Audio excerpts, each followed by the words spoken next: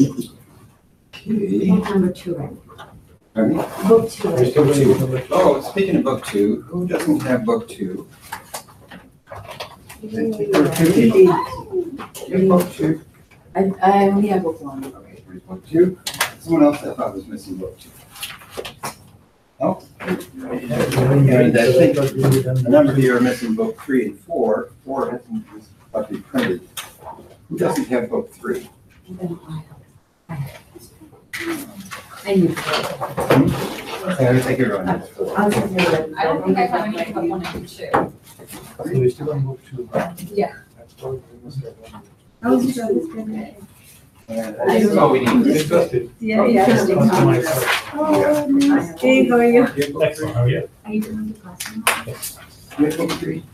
Yes. But you, I think. I have book Yeah. All right. I need 3. Yeah. You know, if I had fun enough. Oh. You need 3? Mhm. Okay, I need to get one more then. We're not using it for the next couple of days anyway. Oh, yeah, we have the, Oracle Secrets.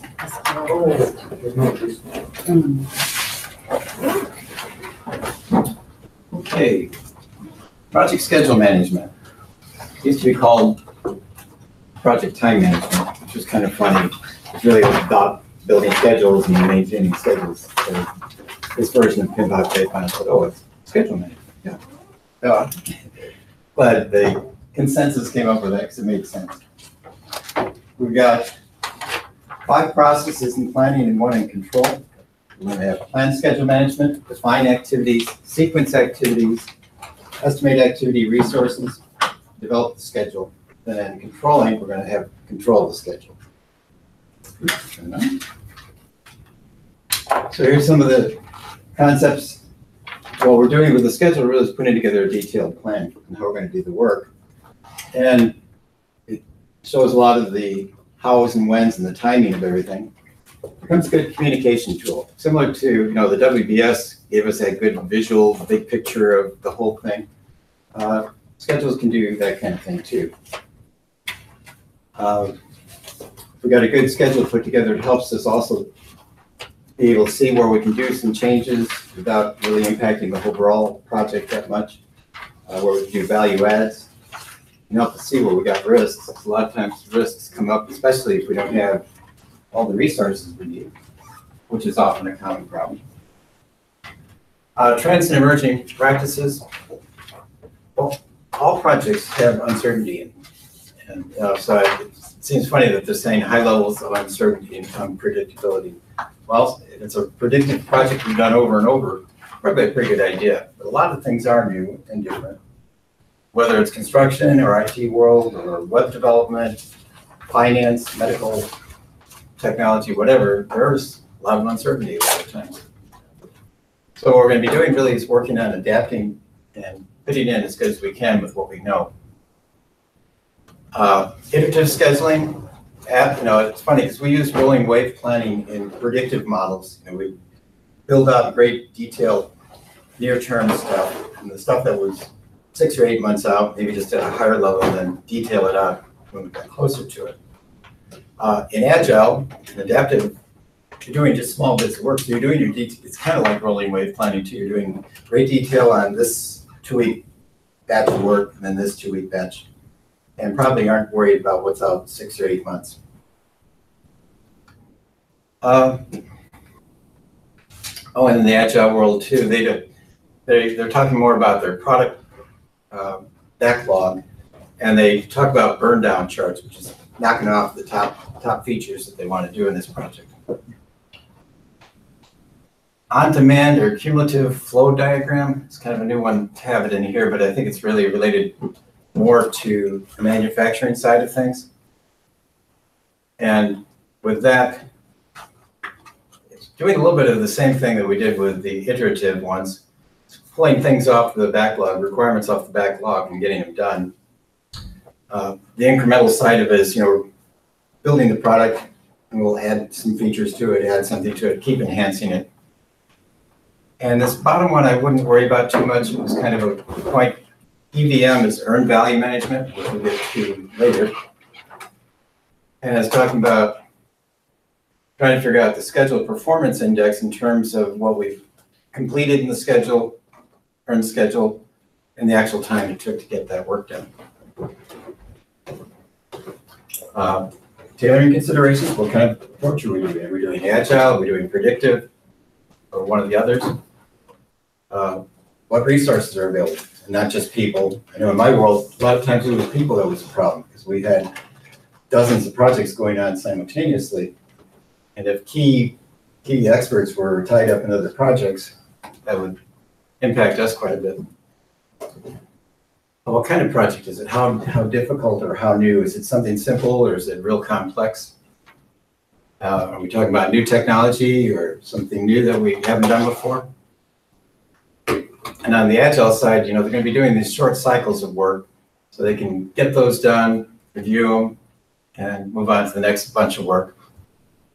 And even no matter which one we're doing, we as project managers have to be somewhat aware and understand what kind of project life cycle we're using. Even if we're not experts in Agile, we need to understand it pretty well. And more so, I think, going forward in the future. Of course, a lot of our project management stuff is in Agile kinds of things, software development. What? Question. Yeah. Business wanted, like, let's say some real transaction system project, and not like analytics project. You want to learn what's coming out from change management standpoint, like anything roll out by 60 days, 90 days, 120 days. This 2 weeks approach or 3 weeks or 4 weeks approach of this agile, how would that fit in that overall approach of 60 days or 120 days time to release? What kind of work is being done there? Is it more analysis kind of work? No, this would be like a real transaction system, IT, where business perform the real work of sales and purchase orders and all those things, supply chain and everything. So agile would give it's my understanding agile is something that you're not really clear about the requirements. You need to learn with the feedback from business and all. Yeah. But on the other hand, when people sitting on a very high top, they're always looking for a date. When you go release, I don't care how you're doing burn down chart. I was presenting burn down chart in the past. I don't care about it. Show me, that's I often, see that finished. I want to see that date, and I want to stick to that date. That's often one of the big changes with companies that are using the agile approach, because senior management, even middle management, a lot of times wants to see where are we in the schedule, what's the cost, and they don't quite. It's really a mindset change, a cultural change, I think, for a lot of organizations to understand that we're doing a bunch of good work in 2 or 4 weeks, and here's another good bunch of work. Well, what are you going to do over 6 months? And there is some of that built in, but it's more at a high level, to always detail out the 6-month plan, real detailed. So that is a good question. I listened to a webinar about a year ago about that too. It's debatable because they have their own strategy, they have their own roadmap that they want to commit certain dates, that this is what I'm going to roll out, and that's when we see all these things working. If you just approach by 2 weeks and we'll see whether we can be there or not, if they don't take that date.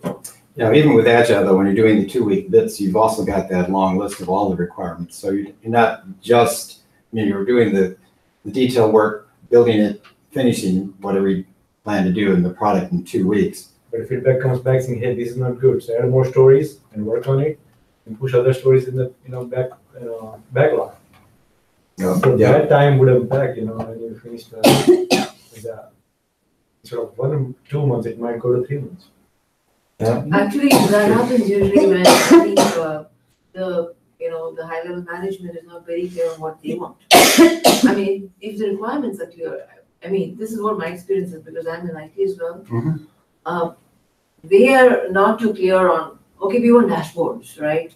That's a new thing nowadays is real-time dashboards. But then what do you want those dashboards to have in it? We want everything, right? That's the problem, is that they are not able to, if they can actually define their requirements clearly, then the process of agile is it's just internal, it's not external anymore, because that doesn't have to be visible to the high level management, because You can just do agile and kind of, do proof of concepts and then kind of roll it up and deliver it during that time. This thing is what I think. Mhm. But the problem arises when all these new technologies are coming up and then they see these fancy things happening, with streaming data and all that, and they say, oh, that's what we want. But then there's something in the back, that has to go into it. Do you know what that's gonna be? And they're not able to articulate that, and that's the problem. Yeah, that can be a problem. I think, if you've got 200 requirements, and everyone knows there's 200 requirements, and that will add or take away from that. I think the basic idea of what product we're building is more foundational, I think, in Agile than in the predictive model. Predictive model, we might do the same 200 requirements, but up front in predictive, we'd be planning out the next 6 months. All the requirements are going to be gathered and put together and prioritized like in the first month, maybe. And there's a lot of variations too. So even when I kind of talk about Agile separate from predictive, a lot of companies are more hybrid or blended. I know in my world, we had 2 or 3 groups that were full Agile, and we had a lot of other groups that were more predictive, all rolling up into the same program. And the Agile groups did sometimes have to add 2 or 3 more sprints to their work to get the work done that was in the big backlog of work to do. Most of the time, it didn't push out our overall schedules, but it did impact things. The workaround I was doing is I keep a couple of sprints extra at the end. Even though we don't have stories, I would keep there when I give a timeline. So if something comes up, we still meet the timeline. Yeah. That's a workaround I think. And I think one of the things in the Agile world too, there may be an end point, similar to what we have in a lot of old projects too. All your work has to be done by January 1st. Okay. Agile is time boxed, absolutely. Right. Yeah, but. But even on the higher level, you may have that larger time box for the whole thing. Exactly, yeah, it is time boxed. This is a scope that could change, but the Yeah. time and even the budget does not change, so that's. Mhm.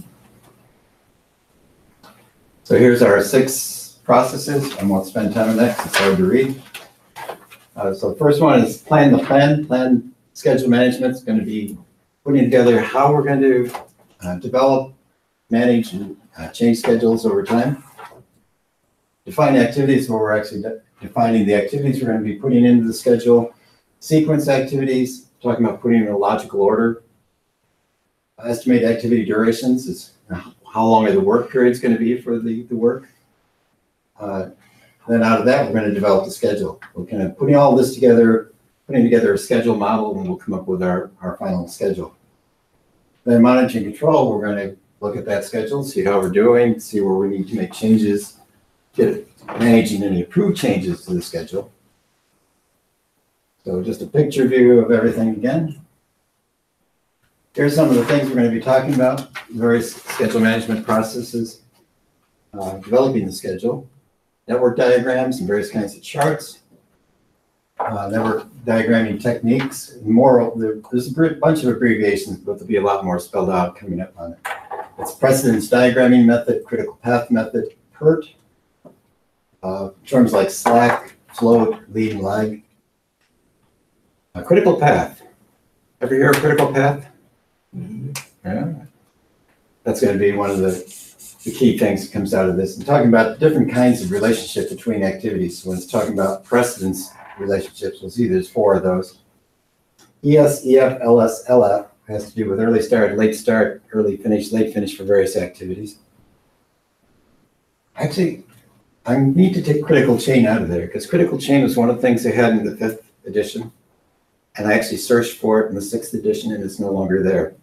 They actually eliminated that one, which actually made sense to me because there's a very similar term for resource leveling that kind of ties into the same idea. Note to self, 158. So you can scratch it off in your books. We're not going to go through critical chain method. My book says 160, page 160. Oh, Mine which means I probably took 8. a couple slides out. 158 edition. Oh, yours is 162? Now, in about a year or two, my 158 and your 158 will probably be the same thing. They got 2 slides extra in yours.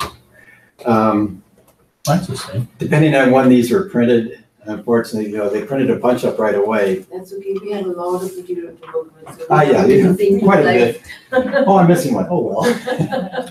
I only have 150 yeah. So should we have different schedules broken down, or should this all be on our master schedule? Yes. I guess it depends on what we're talking about. I mean, if we're talking about a huge program with lots and lots of different parts to it, a lot of projects in it. Construction, I think, is a great example. I mean, you've got probably 10, 20 things going on a lot of times at the same time as it's building out. We could have a lot of schedules in parallel.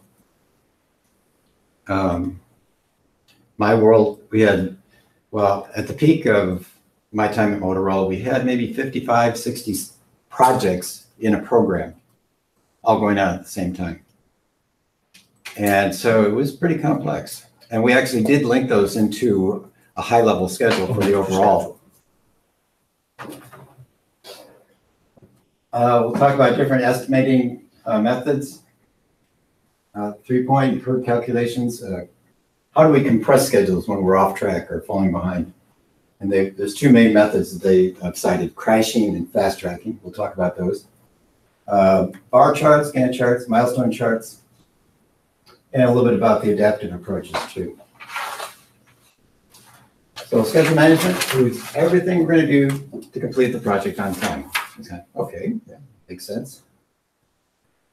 Benefits of good schedules? Well, if we put together a good schedule, that's going to help us really be able to manage and track things a lot better. When we get requests for changes, it's going to make it easier to see if we can fit it in or not, and what it would do.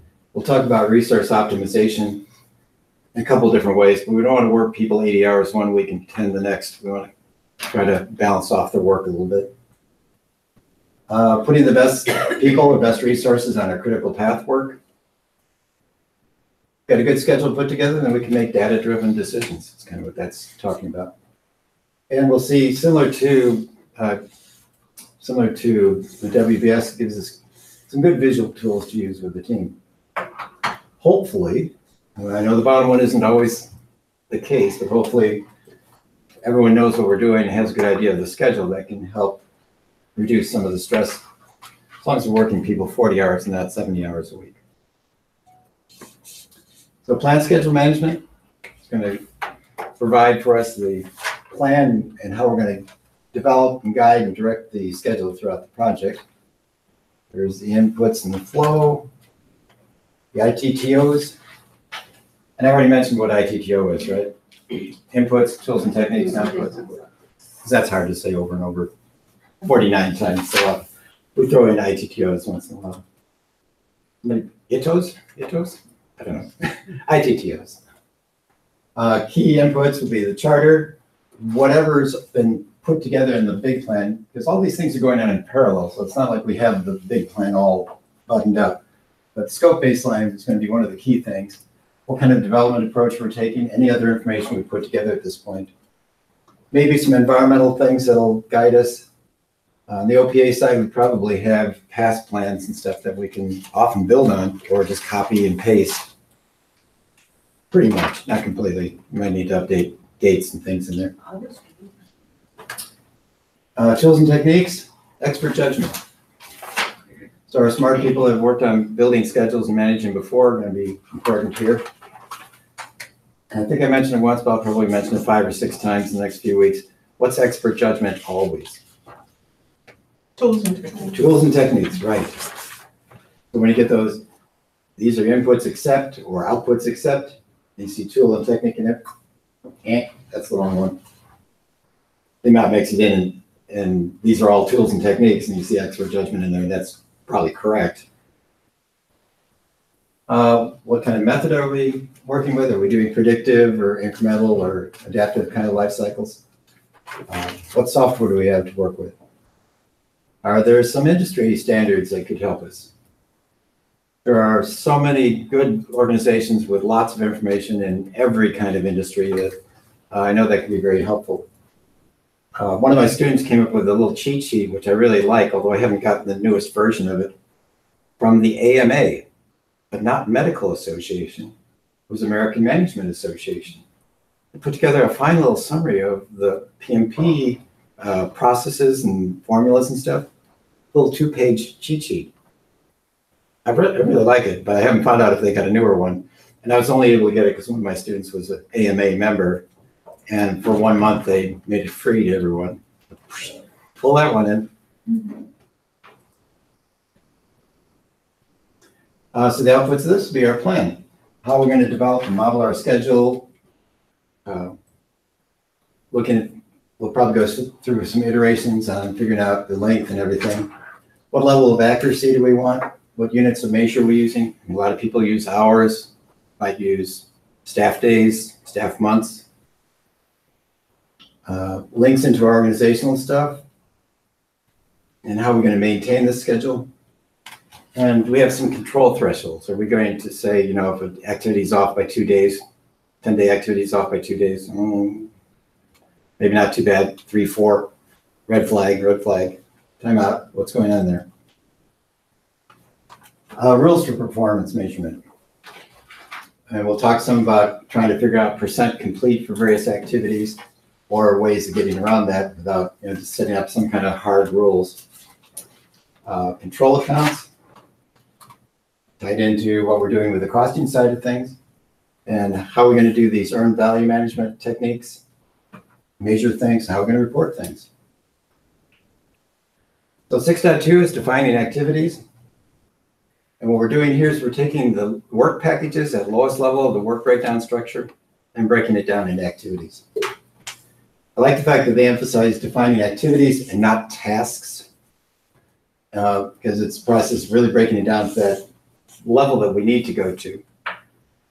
We had a group when we first introduced a new scheduling tool that used to work with government work, and they wanted to break down things into 10-minute increments, 15-minute increments, half-hour increments.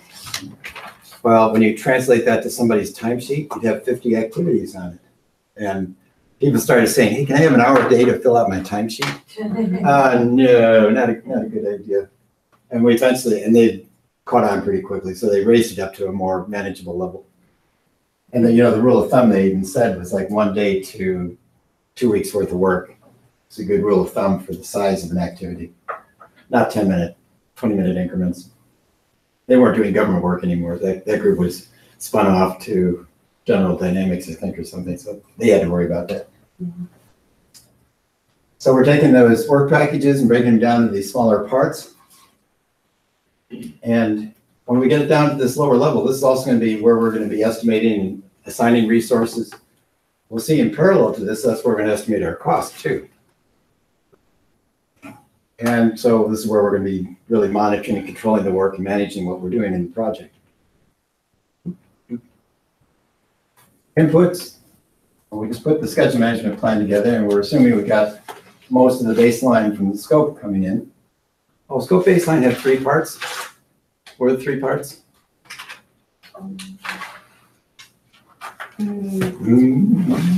It's been a week.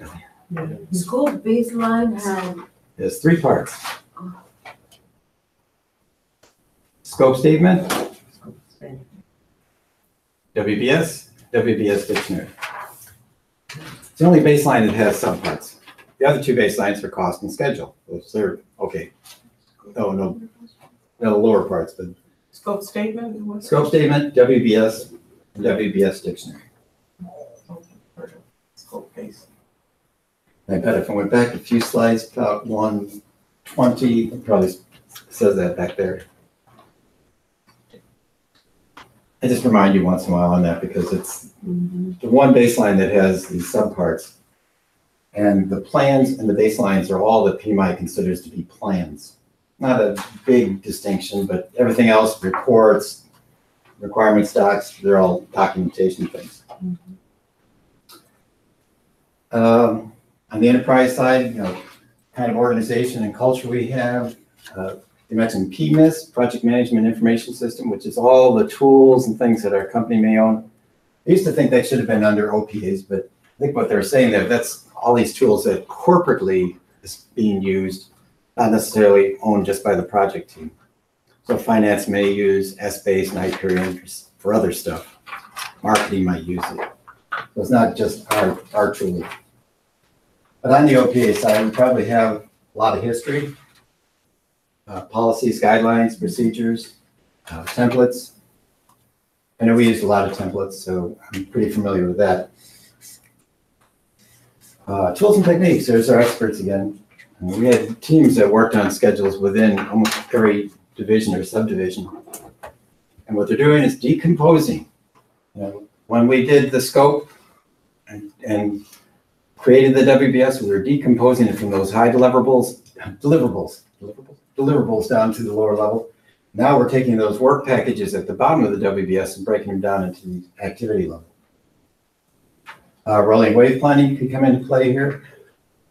You have a question? You were looking like, No. okay.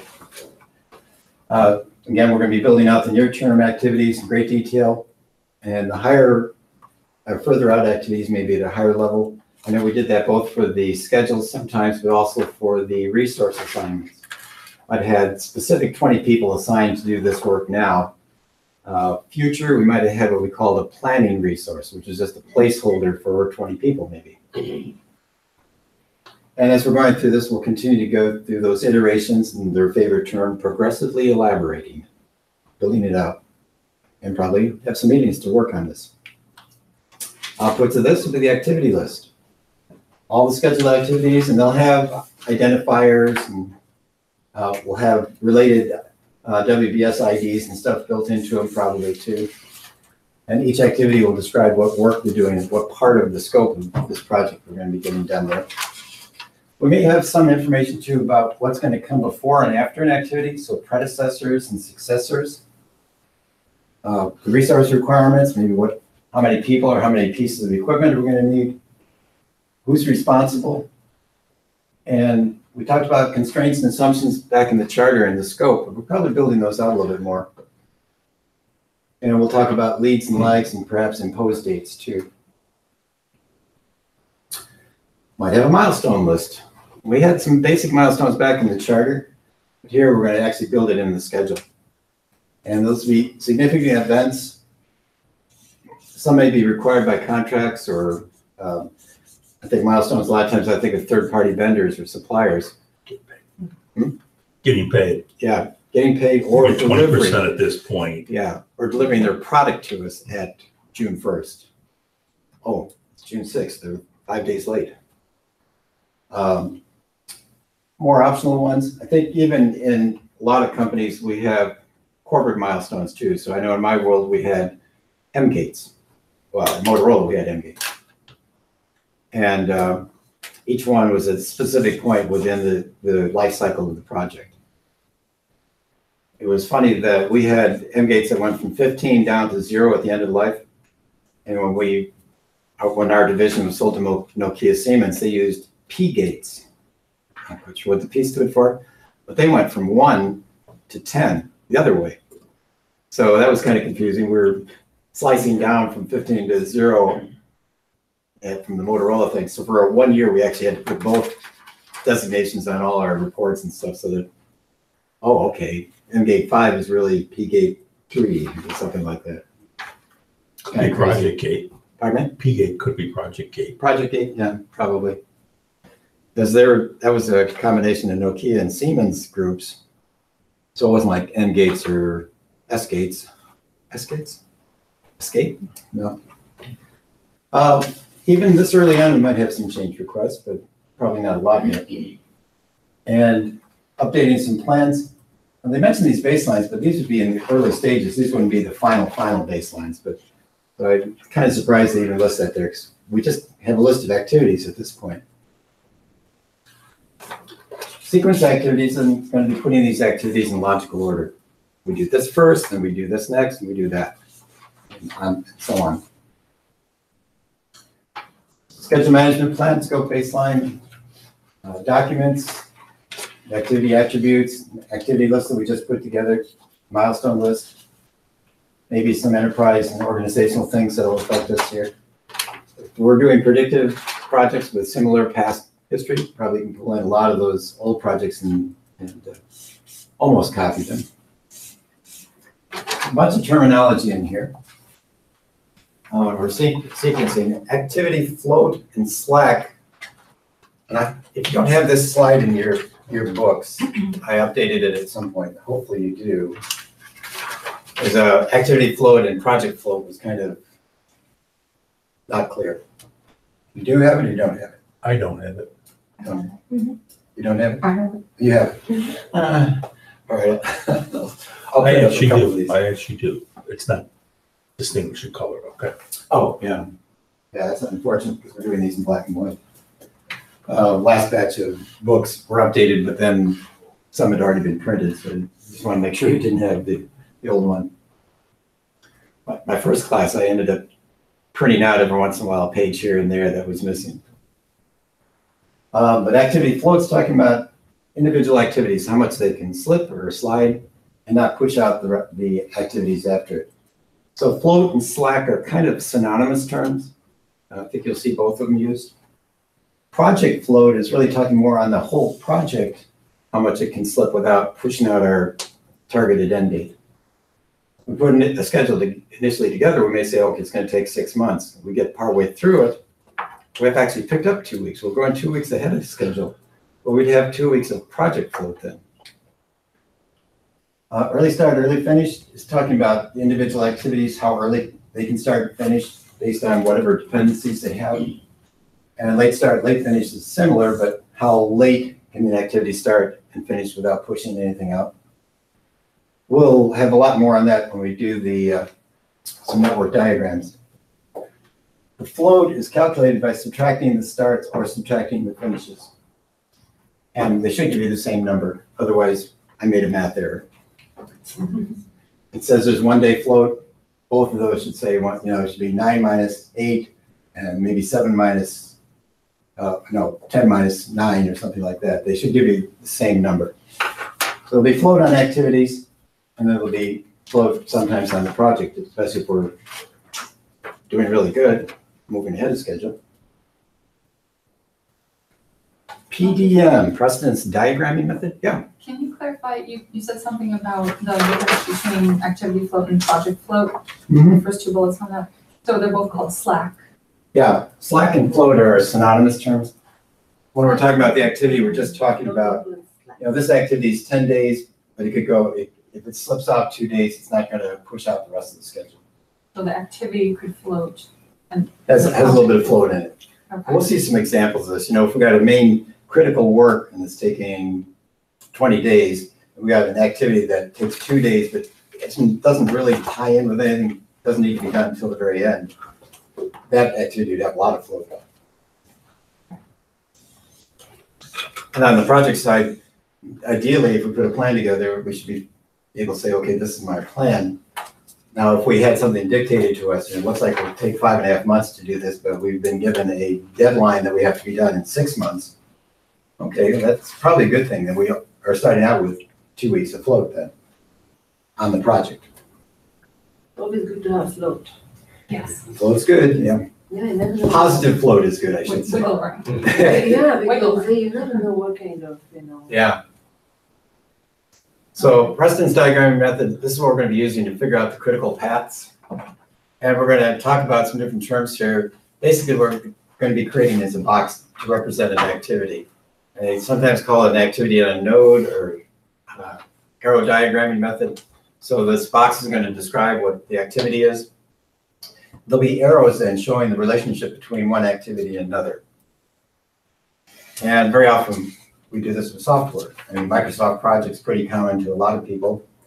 There's actually, one of my students asked me one point, how many tools are there out there like that? And I found an article that had like 160 different tools. I mean, we used a couple in my world. We used Project, we used Primavera, and we used Artemis. Or, well, Nokia Siemens used Artemis. And each one had a lot of parts and things to it. Not everybody used everything. I know for Primavera, we didn't use all the capabilities. It's kind of like with Excel. We use like this much out of Excel and you can do 300 things in it. There's going to be 4 different kinds of relationship between activities. So these are them. Finish to start is probably the most common. Basically saying activity A finishes and then we can start activity B. Start to start, fairly common too. Activity A starts, B can start. Finish to finish, fairly common too. Activity A's got to finish and then B can finish. They're both, a lot of times we'll say they're finishing kind of at the same time. Start to finish is a little bit more unusual, and in my world, we actually decided not to use that because we didn't have, if you have something that's cyclical and always going on and on and on, like producing widgets or something and constantly cycling around, then something like that could make sense. Basically saying activity A can start and then B can finish. Like I say though, this is probably the most common. It's also going to be the one you're going to see on the exam most of the time. Activity A starts Finish to start. and then activity B finished because of activity A started, or? Activity A finishes and then B can No, the start. last one. Well, the last one, activity A starts and then B can finish. That's why in some kinds of cyclical work where you're So going, activity B finished because activity A started, is that? Yeah. interpret? yeah, I guess you could say it that way. So here's a node or example of a node. I'll be using something similar to this as we put together diagrams. And so here they put those ES, EF, LS, LF in here. So this would be the early start, early finish, late finish. Here's the definition, critical path. It sometimes confuses people because it's got two parts to it. It's the longest route throughout our network diagram. But that's another way of saying it's the shortest time to complete everything, complete the whole project.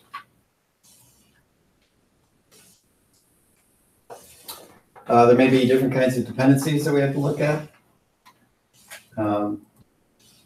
These are a few that they've listed. Mandatory, we may have some contractual agreements, laws of physics, various things like that that are going to drive us.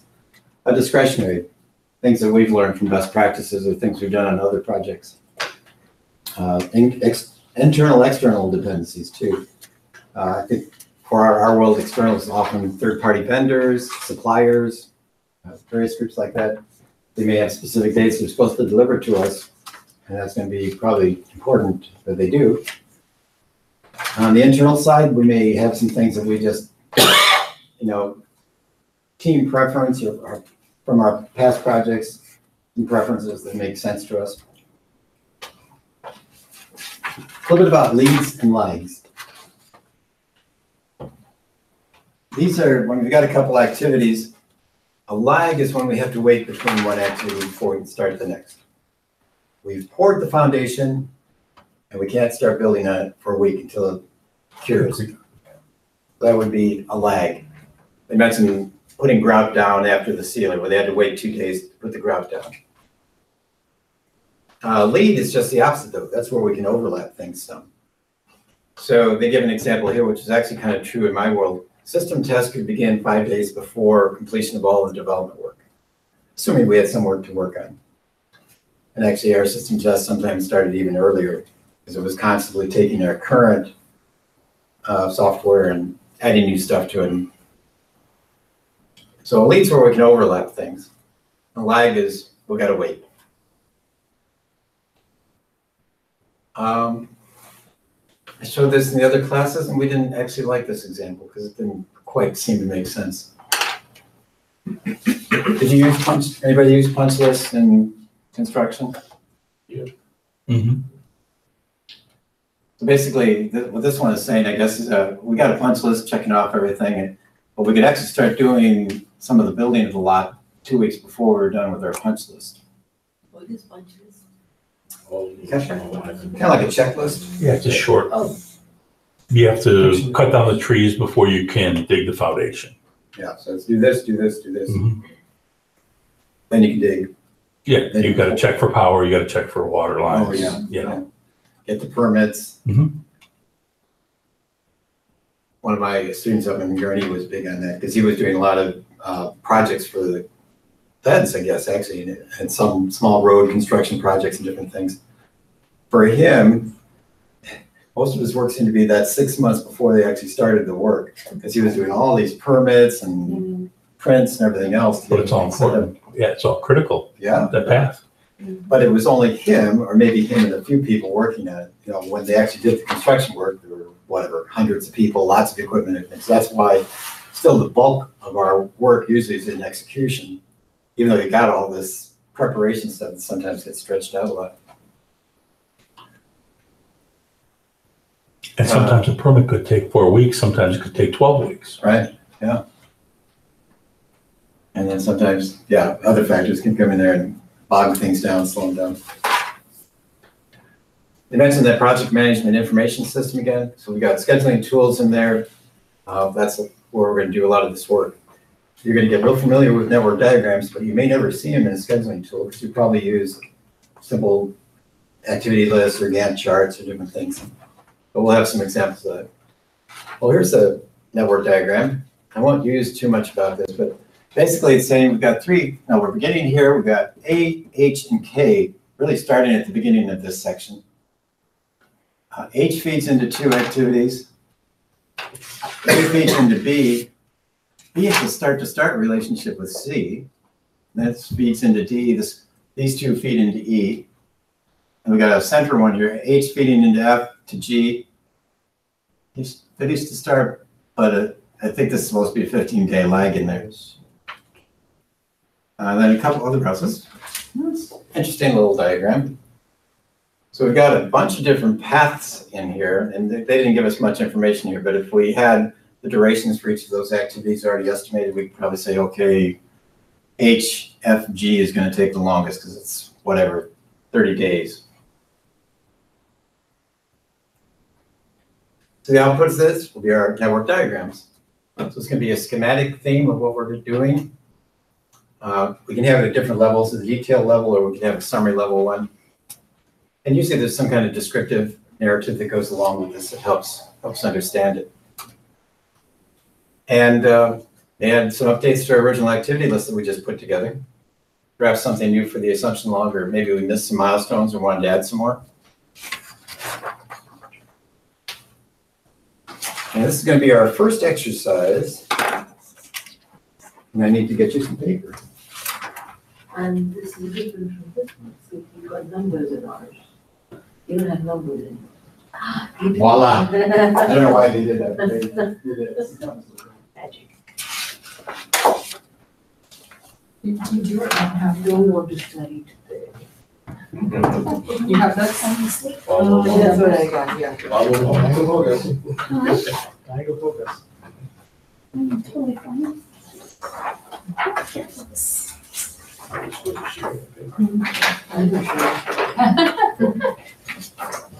Are we doing something? Yeah, you're going to be drawing.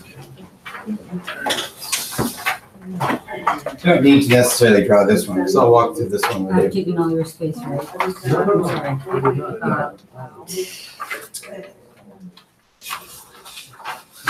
Typically, you'll see finish to start relationships is probably the primary thing you're going to see in most of the questions that will be asked about this kind of thing. So what we got here is a few activities. We've got 3 different paths here. We start, we go through A feeds into B, feeds into F, and then it's done.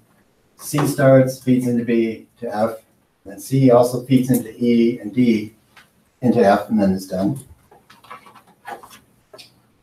So I think I'll put this up on the board so you can see it. So I'm going to switch over to the whiteboard.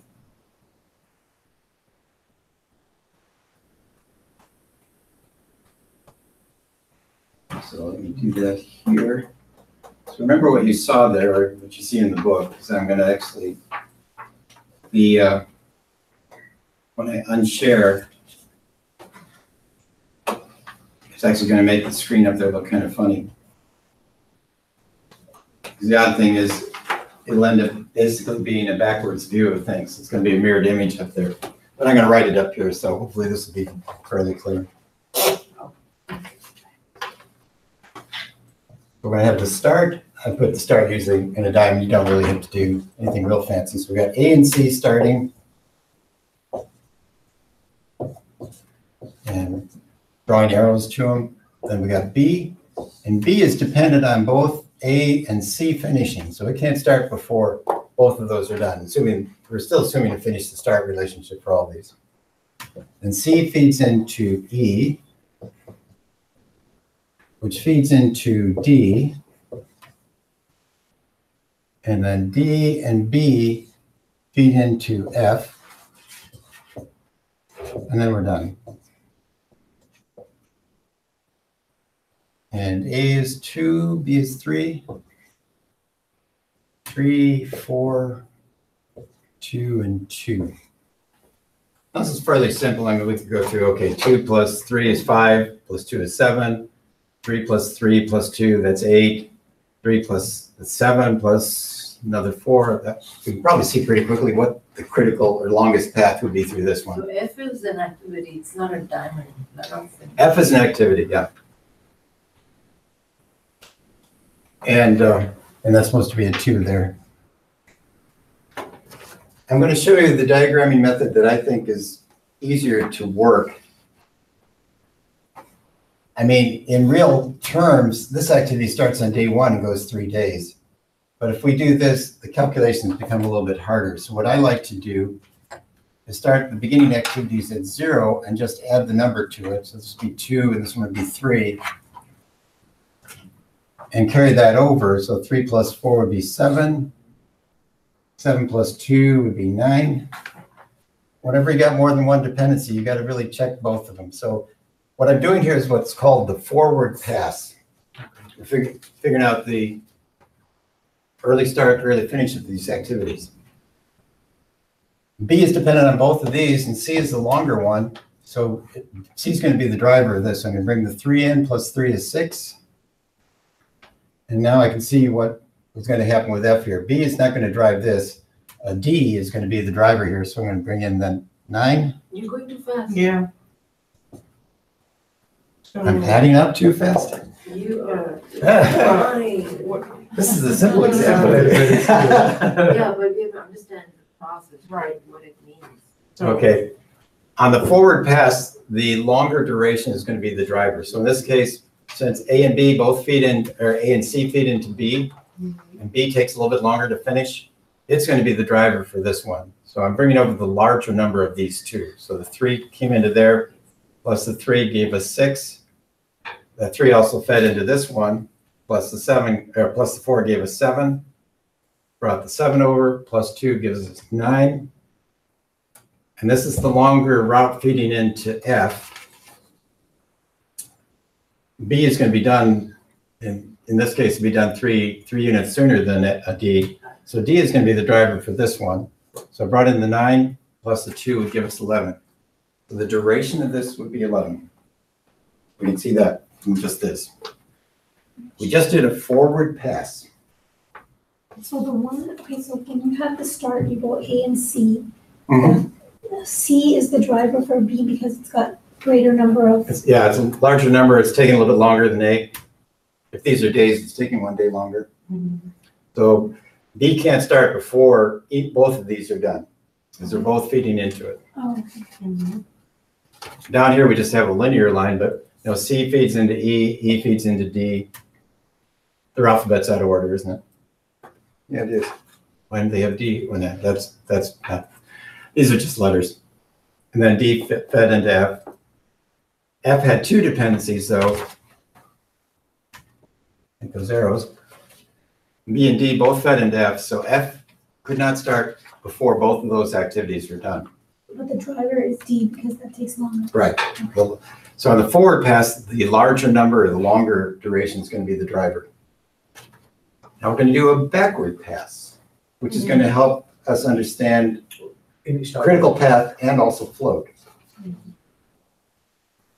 So I'm taking this finish number. In this case, we only got one activity at the finish, so I'm going to put the 11 in here. Take away 2 is 9. And even if I don't go any further, I can see now if I subtract 11 from 11 or 9 from 9, the float on this is 0. And we'll see that critical path activities have 0 float to start with. I'll do the easy one. I'll come back this way. So 9, bring that back. I'm actually going to bring the 9 back here too, because B can finish as late as 9 and not push that out. So the lower number, the lower number on the way back is going to be a driver, but we'll see that in a minute. So 9, brought that back here, minus 2 is 7. And bring the 7 back, minus 4 is 3. Bring that back here. But I might stop because if I got 2 activities, I want to make sure I understand what the dependencies are. So I'll go back to this guy then. So this could finish as late as 9. If I take away 3 from that, that means it could start as late as 6. On the backward pass, it's actually the earlier start that's going to be the driver. So in this case, this 3 is the driver for C. So I brought that back, minus 3 is 0. And we can kind of see with these 4 activities, 0, 0, 0, no float in it. And that's also our critical path. So C, E, D, F is our critical path. B, since I already put everything in there, we can see 9 minus 6 or 6 minus 3. It's got 3 days or 3 units of float. The 6 comes back here. This can finish as late as 6 and still not push out B. So 6 minus 2 is 4. And we can see that that has 4 days of float, or 4 units. We're not talking about days. How is the float calculated on B and A? Float's calculated by either subtracting the starts or finishes, and you should get the same number. Like 4 minus 0 is 4, 6 minus 2 is 4. So you should always get the same number, subtracting the finishes and the starts, if you don't have a math error in there. But you don't have both float, 4 and 3. You might have one or other one, right? I mean, if you have both floating, then it's more than 11. Right? Well, if they used up, if they burned up their, if this didn't take 2 days, it took like 6 days or something, and this one takes another few days. Yeah, we could burn up that. Right. So if first one used like 4 extra days, then there is the second process, the B, does not have really 3 days, right? No, it does. No, 3 days. Oh, you mean if we did this, say, in 6 days? Yeah. Yeah, then. Then you don't have those 3 days available in B. Right, yeah, then there'd be 0 there. Oh, okay. Yeah, we would have burned up all our free space in there. So back on the sheets, so they asked us, when can activity F start? Well, F could start after, I'll say days, day 9. Critical path duration, we said was 11. And the critical path is C, E, D, F. Now they throw a couple twists at us. What if E and C are start to start? I think I should do it in a different color. Because they gave us basically 3 different little scenarios here.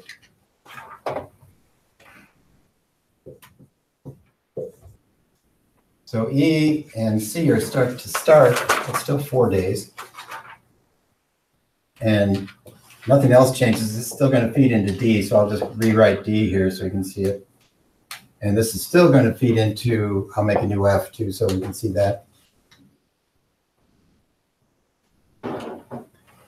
So what we've done, ABF is still the same, that hasn't changed.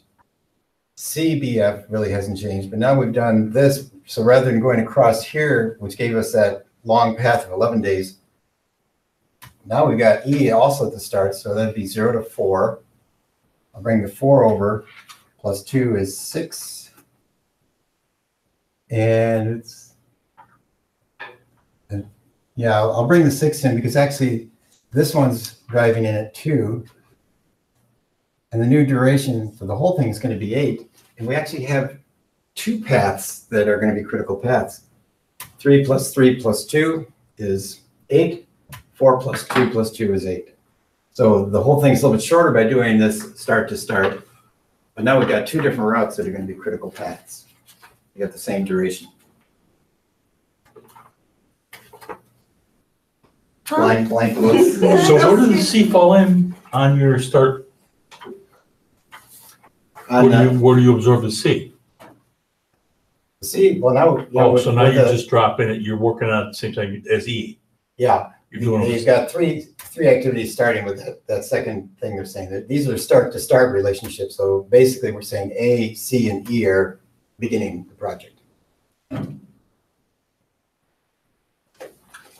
this E does not have any dependency on the result of C. In this. No.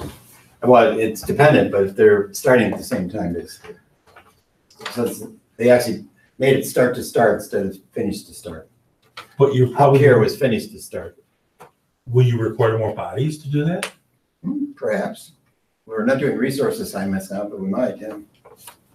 That would make sense. I mean, we're doing 3 things in parallel rather than 2 things. That's exactly. Now, they throw one more twist at us on your slides. Say, what if there's a lag of 5 days between activity A and B? A lag isn't an activity, but I kind of treat it like an activity. They're saying between A and B, we got a 5-day lag. So treating it kind of like an activity, that means, you know, after A is done, we have to wait 5 days before we can start B. I'm going to treat it almost like an activity. So we're at 2 here, so I'll bring the 2 up, plus 5-day lag would be 7. This then would be 7 plus 3 is 10. And I'll just keep this above here, but bring the 10 over, plus this 2 would be 12. So we would have a new critical path and slightly longer one if we had that 5-day lag between A and B. 3 different scenarios.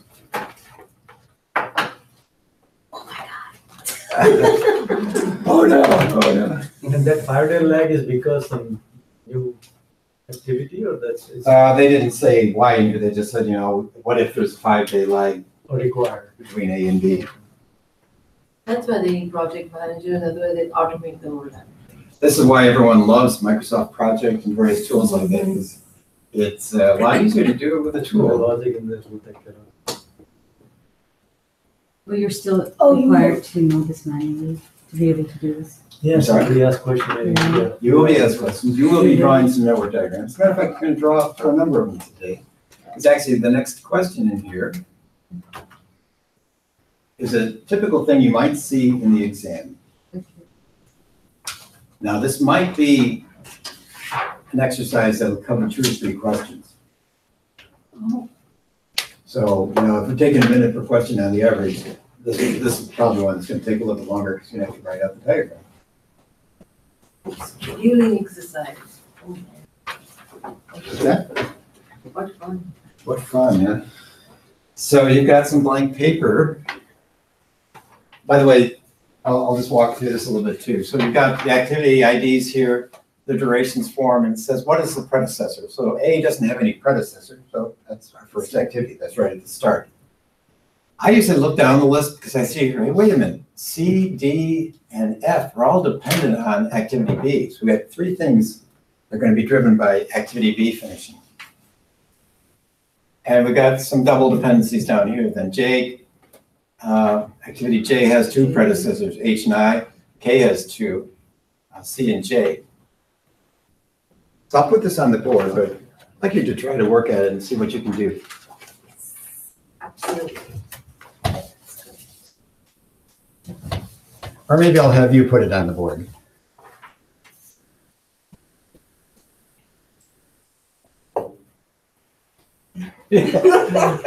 Don't point at me. Yeah, let's do that. So we draw the diagram based on this. Yeah. Yeah. Okay. And a suggestion I'll make, you know, when you're doing the exam, we'll give you scratch paper like this. I would probably do it across, because sometimes you're not sure how far you're going to go, and sometimes you run out of room, you have to kind of curve around. So it's probably better to do it with the paper sideways. Horizontal. Plus you write small. You write smallest. You do it either way.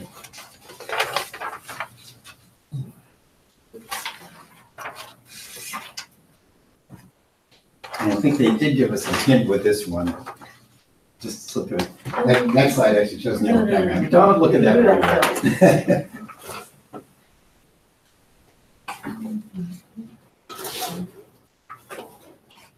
I like the fact that it's on the page and the slides. And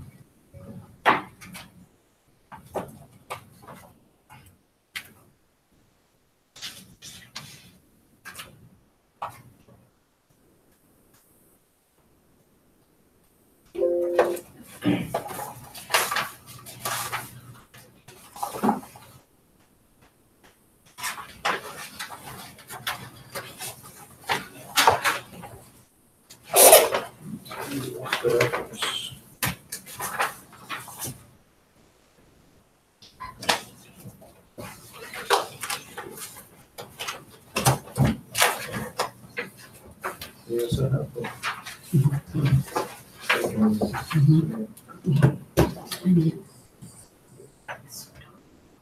That's my concern.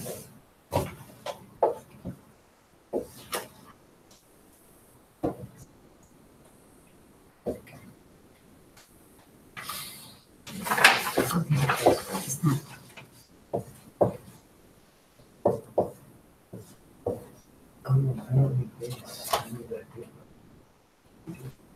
Oh,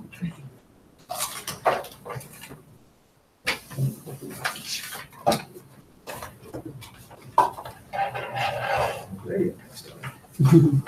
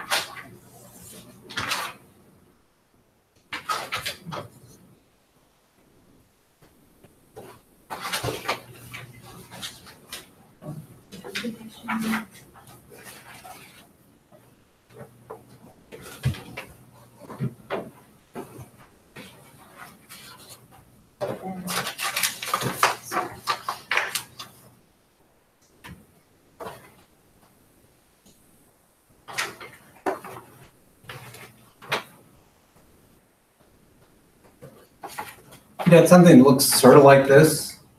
By the way, one of the things, and this came up in my other class quite a bit too. If you got a mirrored image of that, like if you had C at the bottom and F at the top, that's fine. As long as you have your logic in the right order, that's going to be the key thing. I had one student that liked to pile things up and go up vertical instead of this way. So what's the number come up at the end total is? I haven't done it yet. Although this one, I think is fairly obvious without doing much work. Okay, we got 20 there, we got 30, 45 here. I think pretty easily you can just look at this and say, oh, well, that's our critical path. It's 94. But it doesn't show us what float the other activities have.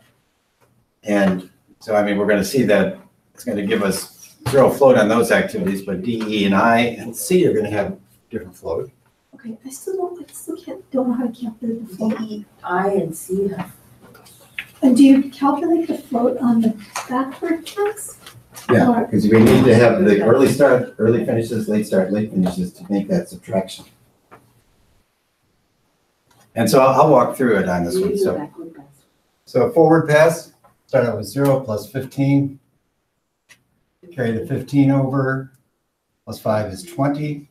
And I'm going to bring that 20 into all 3 of these activities because they're all dependent on B getting done. This one will be 20 plus 4 is 24, which is also this one, 24. This one's going to be 35.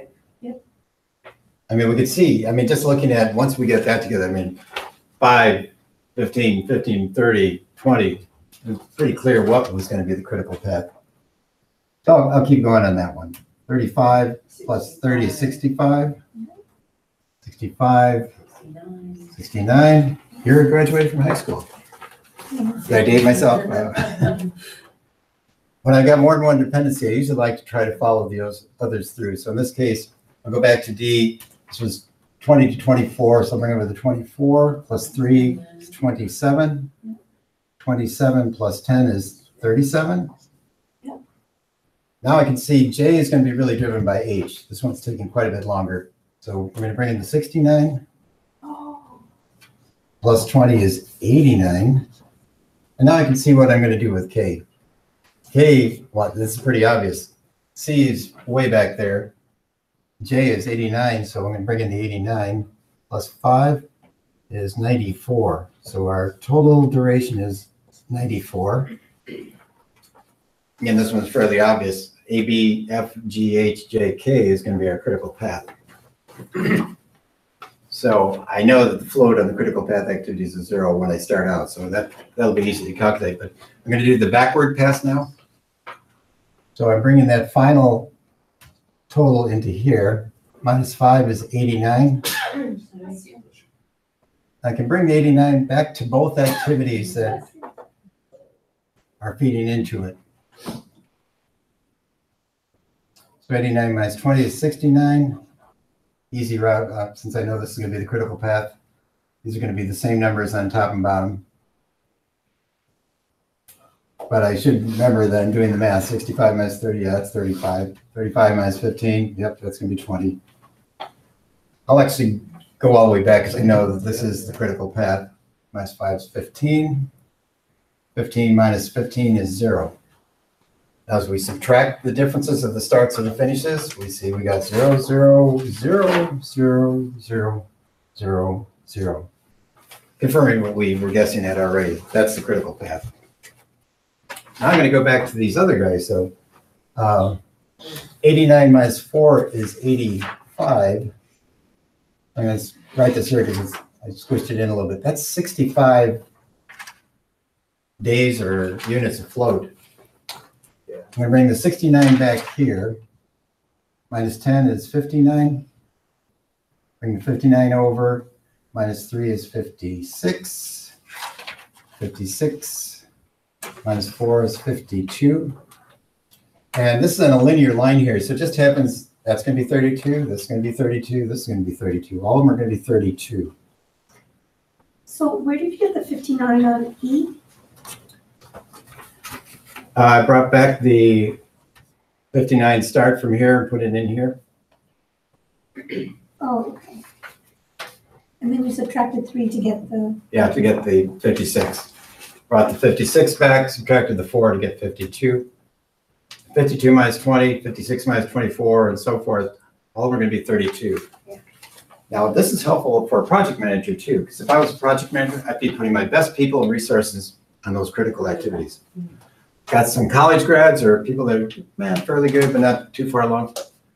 32, if we're talking about work days, that's 6 weeks plus of work float. I'd probably put, you know, more average or not as advanced people on that. This guy might not even worry about it or put the kid that just got out of college and has no experience at all on that. 65 days, that's 13 weeks, something like that, at 5 days a week. so the float, That's huge. So as a project manager, that would help me know where to put my people and my best resources. I'd be putting them all on this route of stuff here.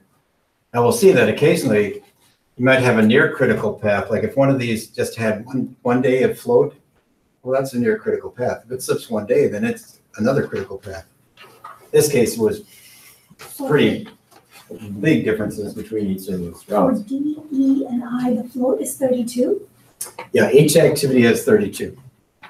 Now, and I that's. think what Nash was saying, if we burn, say we take 10 days here, well, then we burn 6 days of that 32, so these wouldn't have 32. But when we first start out, that's the flow for each of those activities. Oh my God. Okay, one more, okay, so the Sure. 32 came from, Well, we did the backward pass, and then we could subtract the finishes from the late finish from the early finish, late start from the early start, on through. And each one of these, the difference is 32. Just like down here, 65 minus 65, well, that was 0. 0. And up here, this was the weird one, 89 minus, or 85 minus 20 is 65, 89 minus 24 is 65. So if we're talking about work days, that's a lot of work days. So 59 minus 32. 54 It's boring minus- time even for college grads to work on a C, you know, it's just, 4 days of work and 65 kind of vacation time. Vacation time. I think we'd probably assign that person to do other things for the other 3 months. I think it's more documentation. Yeah. Just 30 on D, I got 30 on D, how did you get 30? 30 on D. That's how I'm, That's what you did. okay. So this minus this is 32, this minus this is 32. And then this minus this, 56 minus 24, It's 32. 32. Then 54 minus 24 is 30. You had 56 here, though. I think you should bring 56 back. Oh, crap. Oh, sorry, And 56 minus 4 is, 32. Yeah. Okay, that's where I got lost. So the float is always minus. this is all kind of new stuff. So I think we'll probably do for a break. And then I'm going to give you some more exercises. And variables. 7:27, yeah, that's about break time. I just want to just dive in.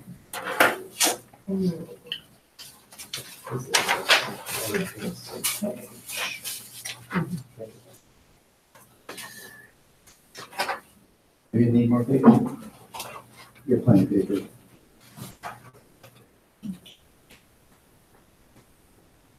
Interesting.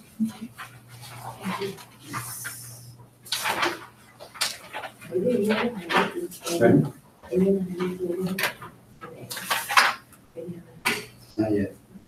Oh, other than, I think I left you one there about the scope. These are mine, Chief. I haven't given that one. Okay. Keith was sure, and so we just got talking. Nice. Okay.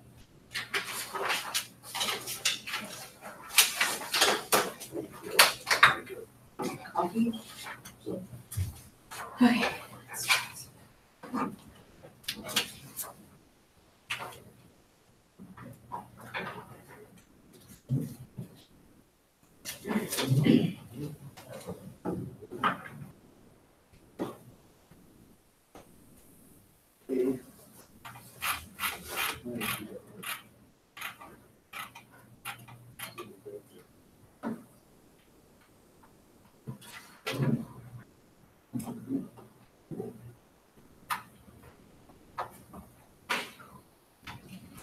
Yeah, I didn't guess that.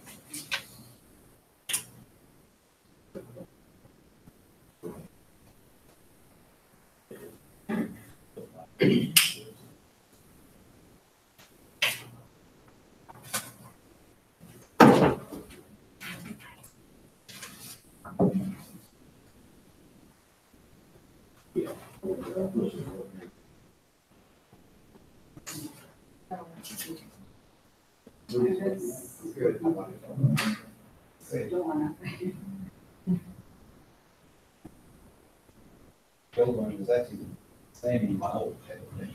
Yeah. Yeah. Stuff. Oh, right. And some people would get about it, and be feeling like, but this is not a drink, it's just a little catcher there, so all of a sudden.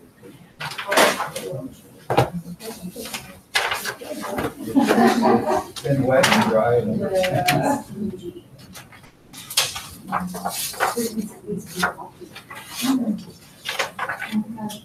Gee. Confident on the coffee point. Didn't know from that class.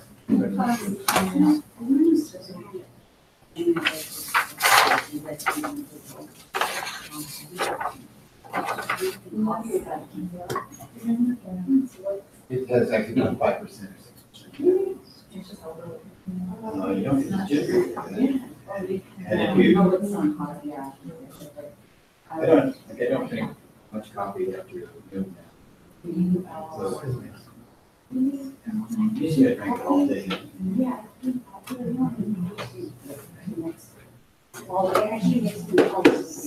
This is more, yeah. Warm milk, that's why caramel cheese or something like that.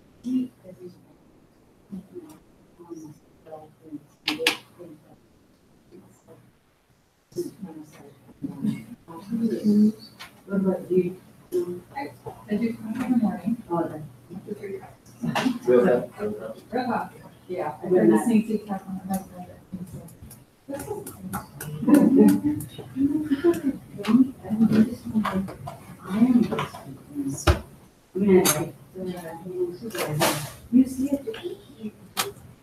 It's hard to tell. If you don't know, you may not sure. I'm not a coffee fanatic.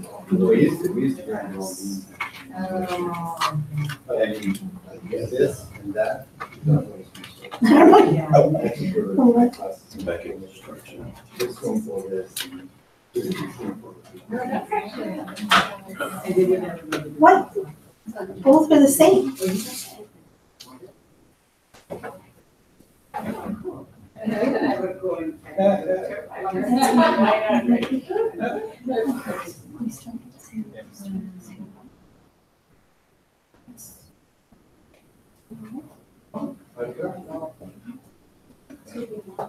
I should have brought a different color pencil, then it would have made so much more sense.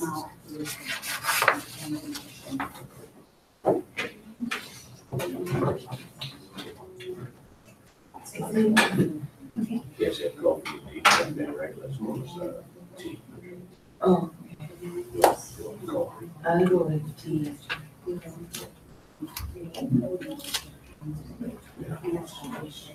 you some tea. Fall asleep.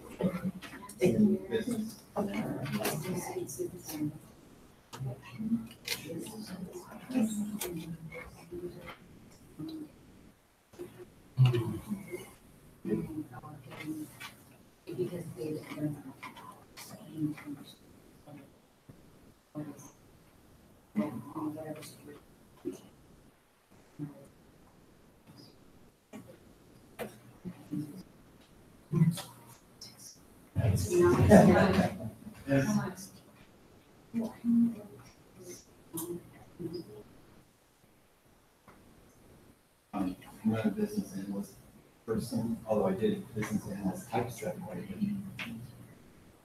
And I think it's, one of the things is probably just when you get enough information, you know what they're actually asking you to do. Maybe pull as much as you can from this data. So this is what you want, this is what you want. And put something together. Reading something very clear, that's kind of. Well, doing work with the end user, also trying to find out as well, are their expectations for their business, what are the requirements? So I think it might be more of the requirements search.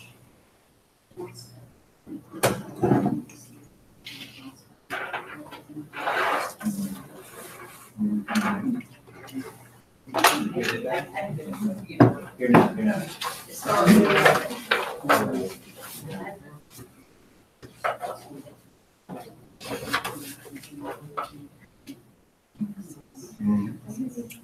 Yeah. Purple coffee. They're definitely tea. Better than Lipton tea. I drink tea in the morning at home, but Irish breakfast tea. Called berry. We have berries just transplanted in Ireland. And I don't know what was it on that. It delivered from Ireland to us in a couple of days. No. And then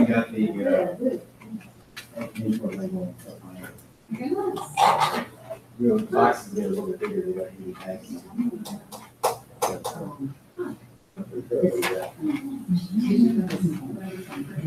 Yeah. You get that, that's it, you get it.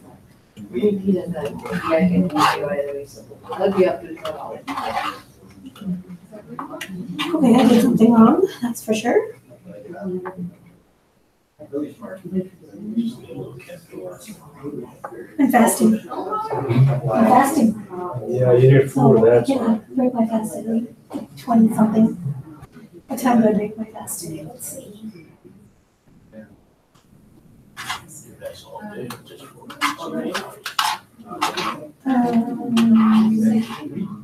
We need an emergency session. So that's all day, sunrise, sunset. Not sunrise, well, actually, yeah. So 27. I was going to break my fast. Okay. I don't understand this. I got 822, so. 8:22? Look at it, be safe. Go on to this. I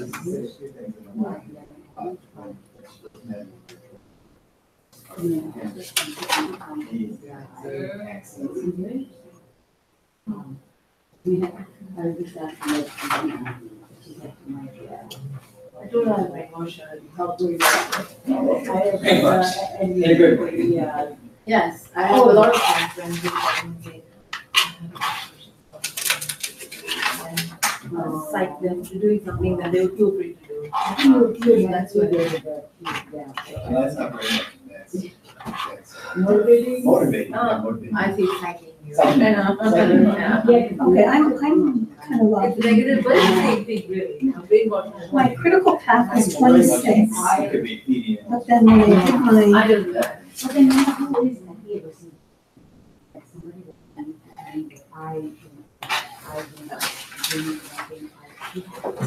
started my need help. Okay, You're right, 26 is the 26 is critical path. But then when I did the adding of the early, like the thing, I only got 25. So early start. I'm really early good. I'm finish, good at that. okay, So and much you're research I need. 25, so we'll be back. Is your recruiter on her own or she did it? He's good. It's really, really good. 16 meters? Is Okay, so it this more is, IT? Is it IT? But not necessarily IT. And that's Right, so this is the driver for D, right? The driver for D is what? So here, when you take F, you should start from 13. And my husband is IT and he's going through this VOA, but for IT, more IT, not Because PM. He doesn't have any PM C classes. finish at 4 to 13. Oh, Random schools. That, Oh, 13. I'm gonna give you this. Okay. Sorry. You want to organize that, I still can't, I can't even don't do it actually have properly. an email. Oh my God, it's been a long day, I'm sorry, this fasting Oh, was it's in really the recording. affecting me. It's recording.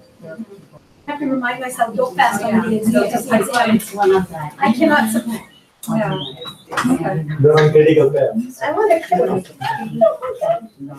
Okay, so 13 plus 4 is 17. I had a lady in June reach out to 17. me. 17 is the driver here. Inviting, boss. Okay, plus 2 is 19. So I have a question. Yeah.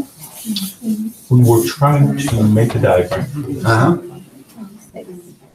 How do we, I mean, I You know, all the understand. ins and outs, so that we know exactly what's going to So is it on So the how do we calendar? know the boxes? You just And carry how do we this know what to here, line formation? and then go subtract that Uh, and go all the way back. Sometimes a little bit of trial and error, but when, like this one, okay, there's nothing before A and B. Okay, Correct. so those are the first two activities.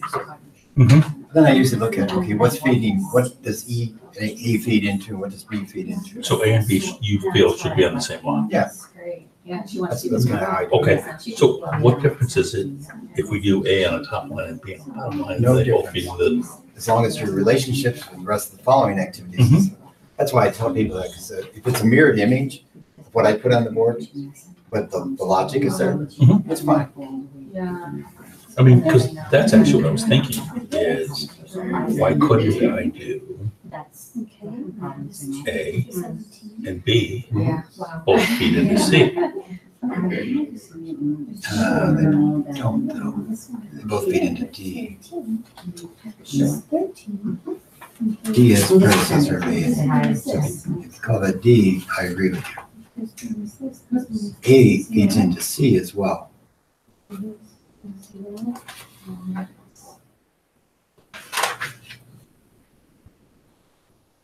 Sometimes just going down the line and figuring out one at a time is the way to do it. And D has two predecessors, it has both A and B as predecessors. Correct. Yeah. So A and B both Both feed into D. both feed into D. Yeah.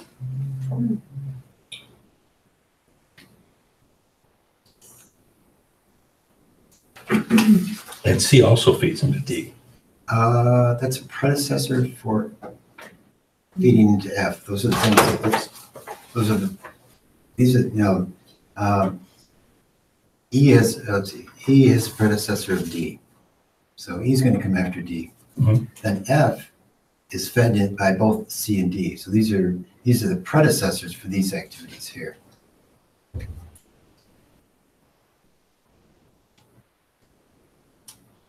And E is 4 Oh my days, God. 4 units. So the 4 would go here. Yeah. I like to put it up because it just gives you a little more space. That makes a lot of sense, actually.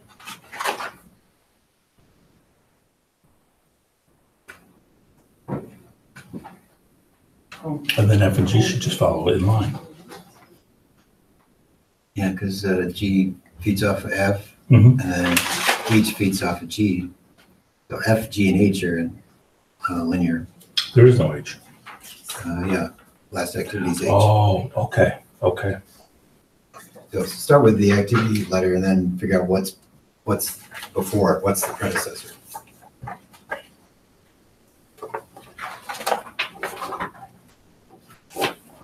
You all done?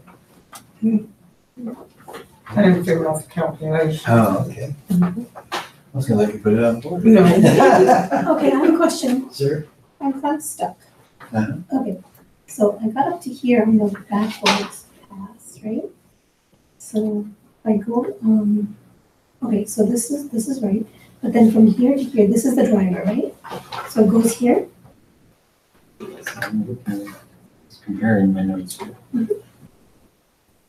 I don't know how I got that, because this plus this is 12. Yeah. But I had to carry this one because takes longer. So this is the driver. So yeah, this one here, where forward pass, it's the Is it- oh, the early top one. finish. Oh, okay, it's the top one, right? Yeah. Okay, so we take that out. And then the backward pass, it's the lower number. That's the driver, right? Yeah. Okay, so the lower number would be 12, would be, And this thing, what am I let's missing? see, one activity, I don't see activity B. Look over to activity B. Oh crap. Sorry. That's all right. You like crap, huh? No, it was almost fine. All you need to do is add in activity E, which is 4 days and it's dependent on D. Okay, I'm gonna try one more time. This is like crazy. Okay. Okay, hold on. Let's start. Okay. The last one is really interesting. It just flip you around. See what you got. Okay. Yeah, it's flipping the critical path like. Yeah, it's not just, well, like our last example, was right across the bottom, well, very obvious, 15, 20, 30, 35, yeah. What are you done with this? You want to put the first one up? Up on the board? Right over there? And explain. Punished for being done early, right? Yeah. No, just so you don't have to hear me all the time. Thank you. Yeah.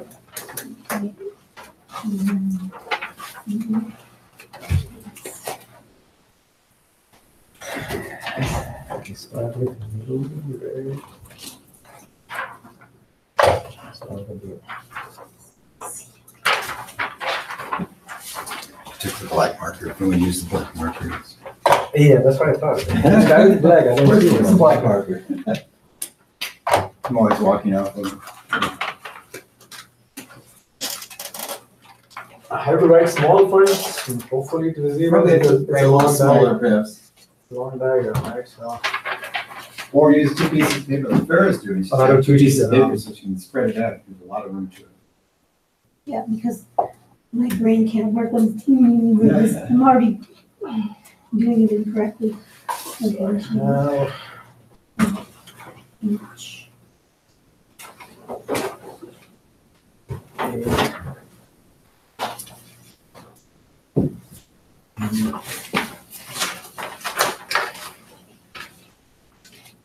See.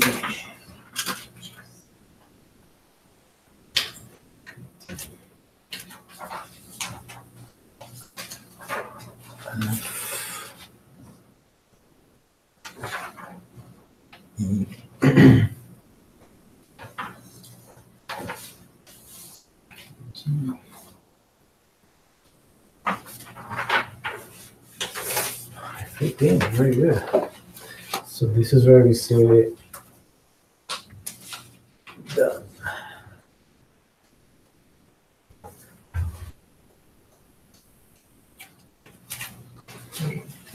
Oh, the line goes.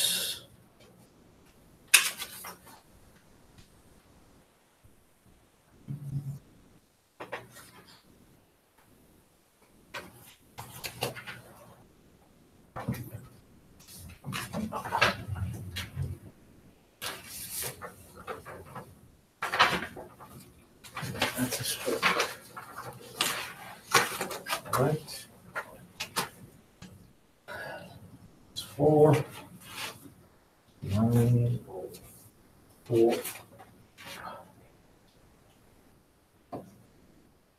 4, 2, 7, and this is 3, 8, and 4. All right, so I'm going to start 0 to 4, 0 to 3, but this cannot start until 4, 12, and but this guy is 4 to 13.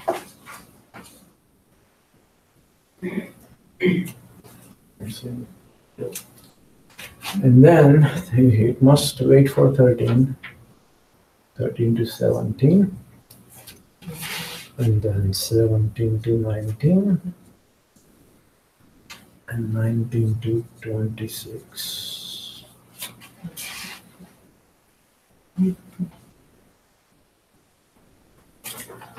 Right, so we can be done by 26. Why is E 18? 16. No. I mean, the early start on E It's is 12. It's 12. It's 12. Yeah, Okay. it's a little hard to see it. Yeah, It's 12 about the 12 over from D. from D, okay. So this is 16. If you go backward, fun parties, this is 0. This is critical path, you know, I mean. Go ahead and show us the backward pass. And then Different color. you can leave the 0 there, but just show us the backward pass, then you can. So backward path goes this top one over there. This whole thing goes here, that's a critical path. Continue for 10. I'm going to use different color. You want to do the backward pass? Okay. I'm going to use different color for it. Just putting this early finish ones or late finish ones. Late start, late finishes. Let's start, late finish. So if you start, it's a 0, so 26 to 19. And again, 0 here. 19 to 17. This is again 0. 17 to 13. And 13 to 4. 4 to 0. So this is basically critical path. Another thing, we have some float. See, 26, 22. So we have 10, kind of this. Here, if we need to take the minimum number between these two, so 13 to 5. So you have 1. Oh, 13, you have to take the Lower number of 5, backward 22.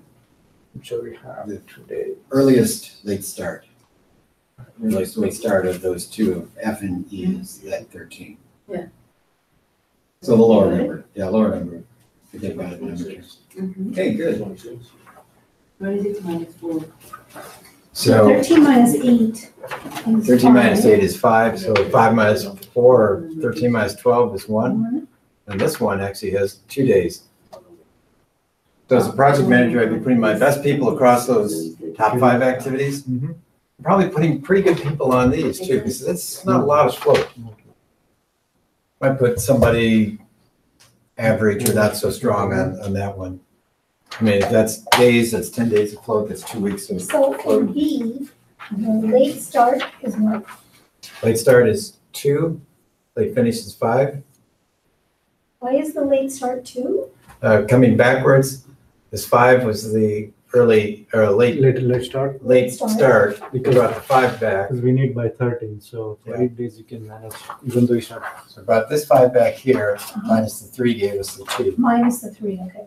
Yeah. Minus the 2. And this 2 is not the same as that one, but 5 minus 3 or 2 minus 0, there's this 2. That's the float. Yeah. Okay, float.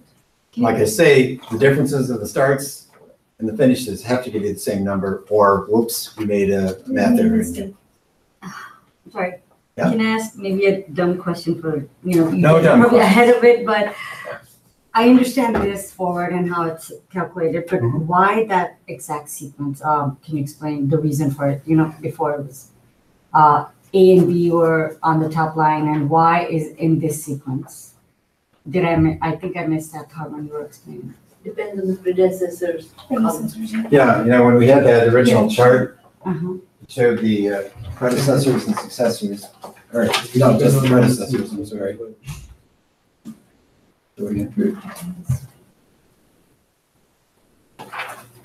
So this chart just showed us that, we had, I don't have the whole thing in there, missing the letters.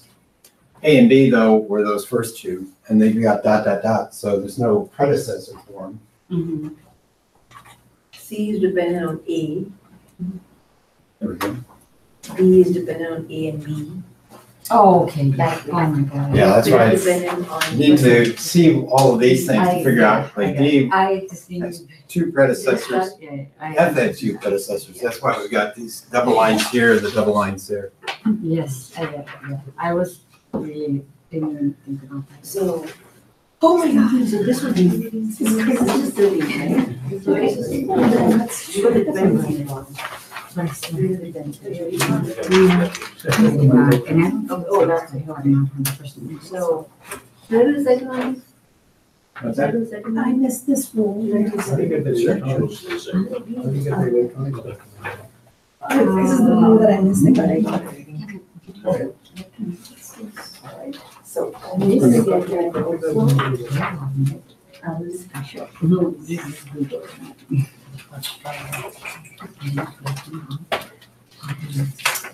All right, this is the second one. Second one is, again, we start. And this is the start. So A and B don't have any dependency, so it's gonna be similar to that. So it's gonna be activity A and activity B, Going backwards would be the. right? And then C is dependent on A, so C comes here. So we're about 13 back, 15 And minutes. then D is dependent on A and B, so I put a D activity here, is dependent on both these. I'm gonna put the arrows to show dependencies. Alright. Then E is dependent on D, so E is dependent on Yeah, D. the vector text, we're using these bottom numbers, so it's 13 from here. And then F is dependent on C and D, so put the This is F 5, and put the 5 back here. is dependent on C and D. 5 minus And then 3. G is dependent on F. So This there's two in gonna there be would G the same. here. So 2 minus 0, like 5 minus 3 would be a 2, like in the bottom left corner. And then H is dependent on G, so there's an H coming up 2 here. minus 0. 2. And then I is dependent on E.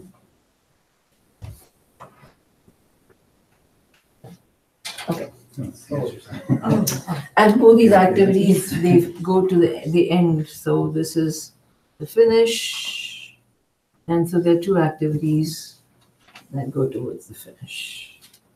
All right, so let's see, A duration is 4, B duration is 6, C duration is 8, D is 7, E is 5, F is 5, G is 7, H is 8, and I is 5.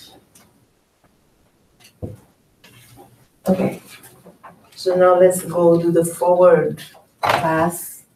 So forward pass would be, all right? Yeah. So A starts with 0 and then ends in 4. And then B starts with 0 and ends in 6. So C is dependent only on A, so C can start a 4 in 8, 4 plus 8 is 12. But D is dependent on both A and B, so it's going to start on the later date, which is 6. So it's going to be 6, and then 6 plus 7 is 15. And then E is dependent only on D, so E will start on 13, and 13 plus 5 is 18. And then I is dependent on this, so that will be 18 plus 5 is 23, I believe. Okay, and let's go to F. So F is going to start after D, the later one, so it will be 13, and then 13 plus 5 is 18.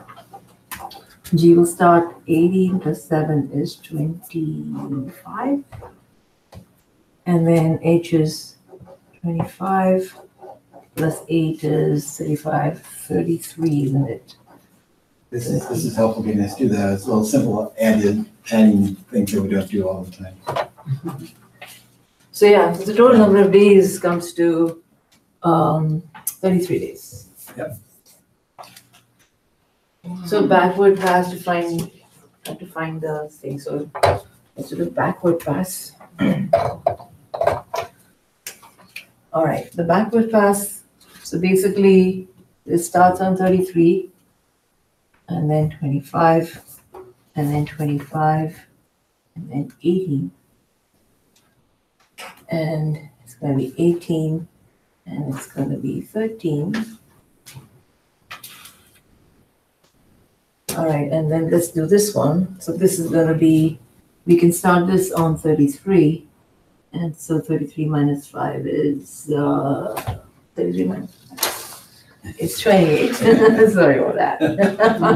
Okay. All right. So, and then this can start on 28. 28 minus 5 is 23. And then this will take the lesser of the two, which is going to be 13. And then it's going to be 6. And then this begins on 6 and it's on 0. So basically, this is our critical pass. Yeah. It's going to be B, D, and then that's the critical pass. So all those. So all those will be zeros. What about A and C and E and I?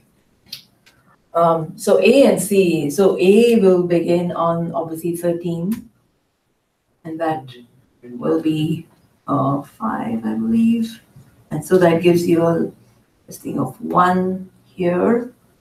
And then this is going to be 5 and it can be 1. So that gives you another 1 here.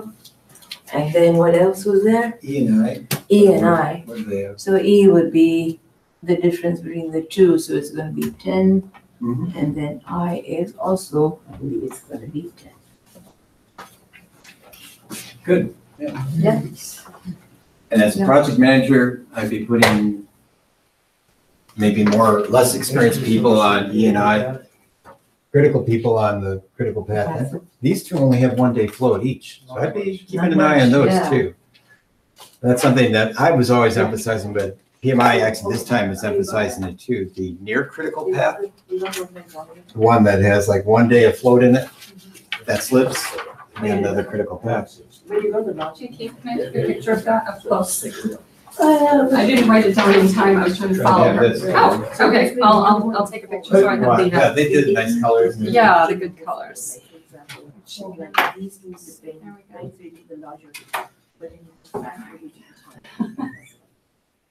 I love color coding. Yeah. Now, my answer sheet, I did a little extra on here. So my answer sheet, you see I've got all the different paths and how much each path will take. Quick question. Yeah. Okay, so in this one, Mhm. one, this issue right here, which is H, dependent on, which is 8. Each is dependent on G, yeah. Which is I got, and then I This is a is simple. dependent on Yeah, you don't really. E, or not, These kind of simple projects, they don't need. yeah. So it gets really, but as far as for student exam, Oh, yeah. this is It's gonna the take a long time to do this. hardly, That's why this is good practice. It helps us. the, This is really good. And actually, I'm gonna give it to you for homework. you know. Oh, no. She's like, yeah. This is still I'm like, Like I said, on this sheet, this little box I did on this sheet, where I showed the various durations for the different routes and paths. Yeah. 33 is, we know, is our critical path, but I got a 32 and a 31, because we got those two activities that only have 1 day float, so Yeah. those are pretty close. Those, yeah. And by doing, yeah, they won't ask you to do this bottom part, but as project manager, you'd be looking at those other near critical path ones to make sure that, and which they may ask you, because I know they've talked more in volume 6 about near critical paths too, and actually started emphasizing that more. So yeah, those one-day floats on A and C, pretty close, and be keeping an eye on those. Now this is the homework. It looks almost the same as the other, but at the top it says exercise number 2.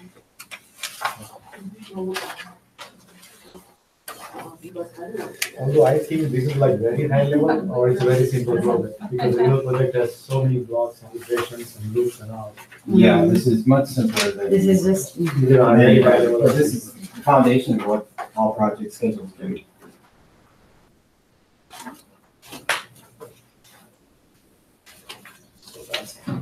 That's why, no, it's funny, the tool I used was pretty fancy. Primavera had a lot of things built into it. And at Motorola, we actually expanded it even more because they were used to doing it like in an 80 days or a small company. And we, first time we put 17,000 timesheets into it, we priced the system.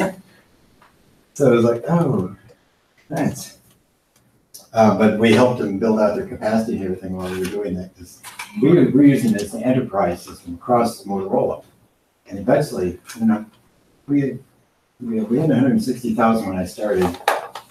We never got everyone into Dual, but we had a lot of people in it. So they were used to doing it, you know, for a small Navy base or a small company, and we expanded their horizon. And then once we made them better, Oracle came along and bought them. Oh, that's a pretty good company, let's buy them. Which actually upset us because then Oracle started charging us for the free CDKs that we'd had forever, where we could train people on how to do schedules. And they went, cha-ching, cha-ching, here, pay for it. So Oracle bought who? Primavera. So my friends, actually a couple of the friends I used to work at Motorola went to work for Primavera. And ended up then eventually working for Oracle. Or Motorola? Former Motorola. They're everywhere now. Former everywheres. We did that. So that's basically about sequencing everything and figuring out how everything works together. That's, I think, the hardest part of this is understanding that and doing, I mean, the math isn't hard, but just getting the logic, getting the right relationships to the activities. The mapping, yeah. And making sure I don't get the math wrong, because I can still, I subtracted 9 from 8 and got That's what I did. 2, or, oh, no, it's, Okay, yeah. question. Yeah. Okay, so for this one, Mhm. in the backward pass, this is 25, right? Carries to here, Goes back. carries back, and then 25 minus this is 18, Mhm. right? Good. And then this is the driver for Yeah. on the back pass, right? Going back there. Yeah. Okay, and then this minus this is the 13, right? Mhm. Okay, now, okay, this one, The lower number of these two will be the driver on the backward pass. so that's 13, right? It's 13. So. And 13 also in this one. Oh, okay, the back pass, backward pass, that means that is 4. Okay, so this is where it's, okay, and then this minus this is 6, right? Mhm. And then this is the driver over here, 6 minus 6 is, 6 minus 6 is 0. um, So the critical, this one up here, 13 minus 8 is actually 5. There's, Okay. there's going to be a one-day float on C. 13, Yeah, 13 minus 8, oh, 13, this is that's 13. Yeah. this is 13. So that'd be 5, and that'd be where you get one-day float there. And B and D have 0 float, as does F, G, and H. This is 0 float, this is 0 float, Mhm. this is 0 float, so the critical pad is this one, this one. Well, getting back into A is going to be the lower of these two, so it'd be Just 5. 5 Okay, minus 4. minus 4 is 1. Activity A has one-day float too. So. So the float is 1, so that's not the critical pad, the critical pad is this one. Right. This one. B, D, F, G, H. Okay. That's what I kind of highlighted in here. But I would say as a project manager, I'd be watching these two activities too. One day float, these two up here, that's not a lot of float. Somebody stumbles or gets tripped or gets sick or something, we only have one person on it that can push that into new critical, either another critical path or a new one if they push it out on one day. Okay. So we have 13, so on the backward pass, lower, Am I showing you right now? You check. oh my God, I have to do a lot of these exercises, I'm not. Okay. That's why I gave you a couple more for homework, because I think it's good to do. Good. 6.4 then is going to be estimate activity durations. So this is where we're figuring out how many work periods it's going to take to get the work done. I'd like to use the example, if we got a 10-day activity, we put one person on it, it's going to take 10 days. 2 people, in theory, more like 5. We know with the interference factors and everything, if we put 10 people on it, they're not going to get it done in one day. They'll probably be talking and going for coffee and everything else and not being that efficient. So there's quite a diminishing returns there. But, the simple one, 10 days, one person, okay, 10 days, 2, 5 days, and so forth. Just doing the math without throwing in the interference factors. So what we're doing, obviously, if we've got people that are familiar with this kind of work and have done it before, they'd be great to help us estimate this. And these estimates, we're going to be going through these iterations and figuring out exactly what we need. So we'll probably go through those progressive elaborations. And what we're trying to figure out is the total number of hours for the work. And what we're going to be doing is, what X number of resources on it times the hours will give us our total work hours that are going to be in there. But we're really looking at the duration. So kind of like that 10 days with one person, 5 days with 2. So we're looking at what's the total length of each activity, but using that one as the simple one. There's lots of things that can influence this. And they mentioned a few down there. They don't mention in here, but the quality or the expertise of the people. We've got really good people who've done this for 15 years. They're going to, really snap through a lot of this. If they're rookies right out of college, they may have learned some new things in college that'll be very helpful and efficient in a lot of ways, but they may not know the company's specific stuff. So they may have a big learning curve there. Motivation too. If the team's been working 80 hours, well, first off, they're not going to be very efficient if they're working 80 hours, and they're also going to be ticked off at us because they're working 80 hours, or they're going to be gone because they don't want to work those crazy hours. Which is my case at UPS. Too many crazy hours. So some of the factors we need to consider. That first one's kind of getting at that idea. If we put 10 people on that 10-day activity, that's not going to work. Unless it's just so critical that we were 10 days behind, or 5 days, 6 days behind, we needed to catch up. But even there, we probably would have a lot of trouble. Just for all those people working together. What we're looking at is number of resources, because there's going to be a certain point where, with my 10-day activity, we can't put more people on it and get much out of it. Advances in technology, especially if we're talking about like in manufacturing, new machinery. My short time in the factories, we went from doing a lot of simple milling, drilling things, simple machines, to machines that had tapes in them, mylar tapes, which our mechanical engineers would bring down and load up into the machines too. Now, of course, they probably still call them tapes, even though the tapes are long gone. Motorola still called about tapes for their software packages, even though it was always electronically sent. But there was a tape factory, so they built these things and sent them out. So a lot of things have improved there. Motivation of the staff, well, kind of touched on it, the last one. People getting burned out. Now, if we don't put together a realistic schedule, Parkinson's law is this idea that they're going to fill that time up. Gave me 10 days for a 5-day activity. Okay, I'll take 10 days. Wow, unless they're very dedicated and just say, okay, I'm done in 5. What's next? But that's sort of one of those negative laws of some people will just, okay, I'll just go at a slower pace. Inputs to this would be the schedule management plan, our baseline, the activities that we've been working on, and attributes, the activity list. Our assumptions log may play into this some too. What are the available resources? What information do we have? What have we done in the past? Because a lot of times that can help. Oh, that's probably going to be under OPA. So lots of documents, lessons learned register. I believe I mentioned to you that they've defined lessons learned register as the lessons learned on this project. So as we're going along in planning, these are what we're learning now. The lessons learned repository is that collection of old projects and things, lessons we've learned from past projects. A lot of times they'll just say lessons learned. So here they're specifically saying the register. A milestone list, team assignments.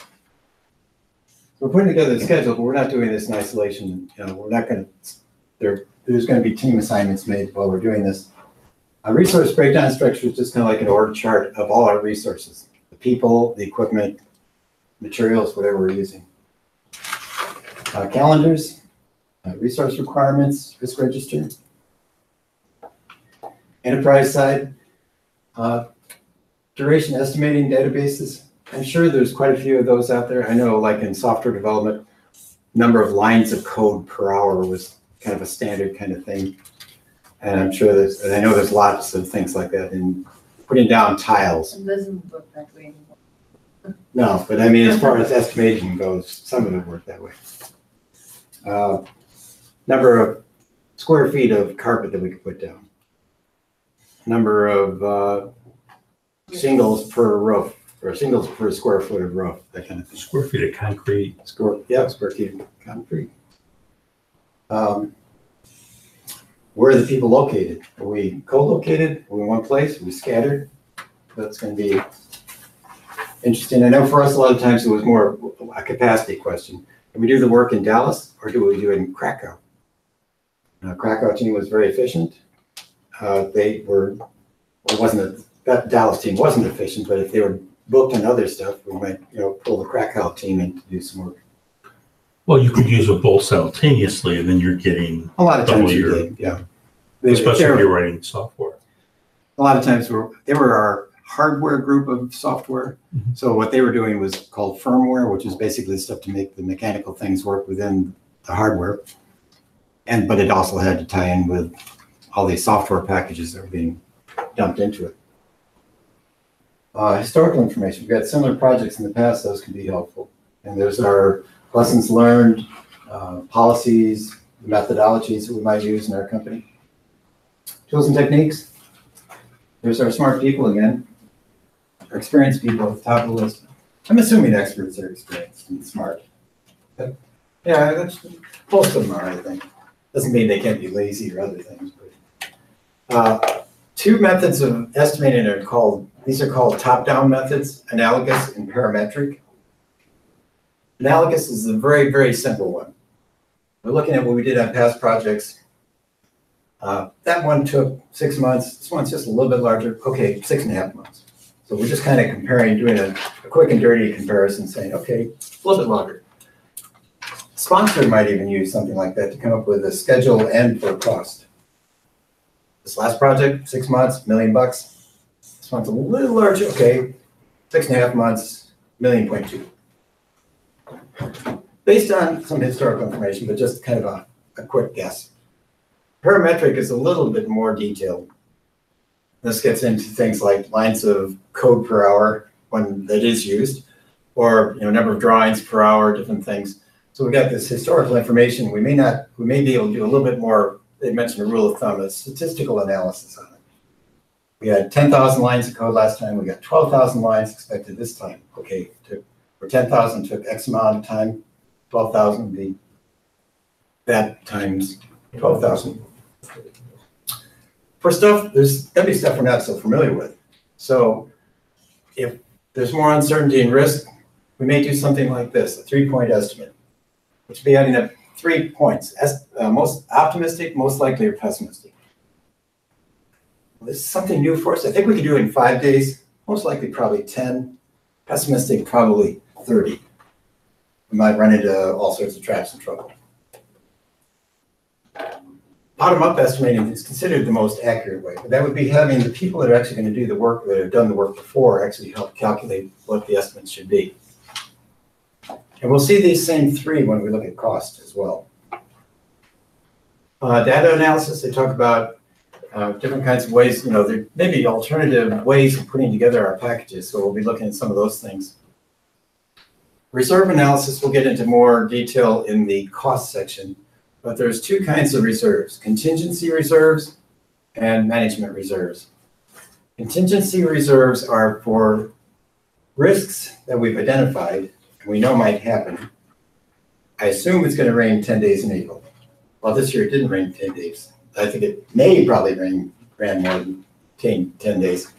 So that would be for unknown or known unknown risks. Management reserves is for the stuff that we had no clue would happen. So that's why they call it unknown unknowns. Whatever it might be. A fire knocked out our supplier or various kinds of things. And we'll see these come up more in the cost side because the contingency reserves we're going to be responsible for. That's the planned buffers that we add into our work for problems that we know might come up. And we'll be doing different kinds of decision making, brainstorming. I mentioned two things here, and it's funny because this one fell off of the 6th edition, except it's mentioned in Rita's book. Delphi and Nominal group technique are very similar. We're having our experts vote on things and prioritizing the order. Nominal group, they're voting openly. Delphi, they're voting anonymously. I don't know if you're going to see Delphi now, but since Rita still mentioned it, maybe. And since PMI just dropped, I actually did a search on that in PMBOK with the electronic version, and it's not in there now. It's kind of crazy. Maybe they thought it was just not that relevant or important. PERT stands for Program Evaluation and Review Technique. And this is based on a theory that they've worked through, somebody's worked through, project gurus, that a weighted average is even a little bit more accurate than our 3-point average. So the weighted average will be optimistic plus 4 times most likely plus pessimistic, and that whole thing divided by 6. And so it's similar to the 3-point, but here we're putting more of an emphasis on that most likely. This is a chart that kind of helps explain that theory. So if I said this was 5, 10, and 30, you can kind of see how the PERT estimate gets pulled up a little bit that way. If this was something we really knew, we probably wouldn't have to bother with this. This is 5, 10, 15. We'd have the perfect bell curve, and PERT most likely do the same thing. This is for stuff we're not so familiar with, though. This is where we do either the 3-point average or PERT. Here's some formulas. I'm actually going to give you a handout on this too. Standard deviation will be the difference of the pessimistic minus optimistic divided by 6. And you may see that on the exam. You may not see activity variance, which is actually the standard deviation squared. I've got an example for you, and we'll work out example in here too.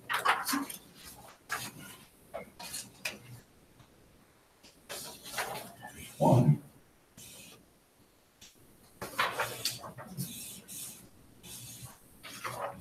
I think it's 1. It's thick though.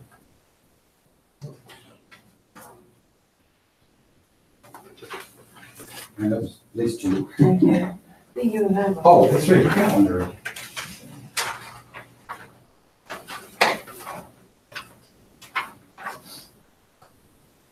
A little bit about terms. Effort and duration. Effort is the number of labor units, staff months, staff hours it's going to take to get the work done. Duration is how long are those work units going to be. So the effort, my simple example, was 10 days of work. Duration is 10 days if I put 1 person in it. More like 5 days if we put 2. So the output of this whole section is going to be the duration estimates.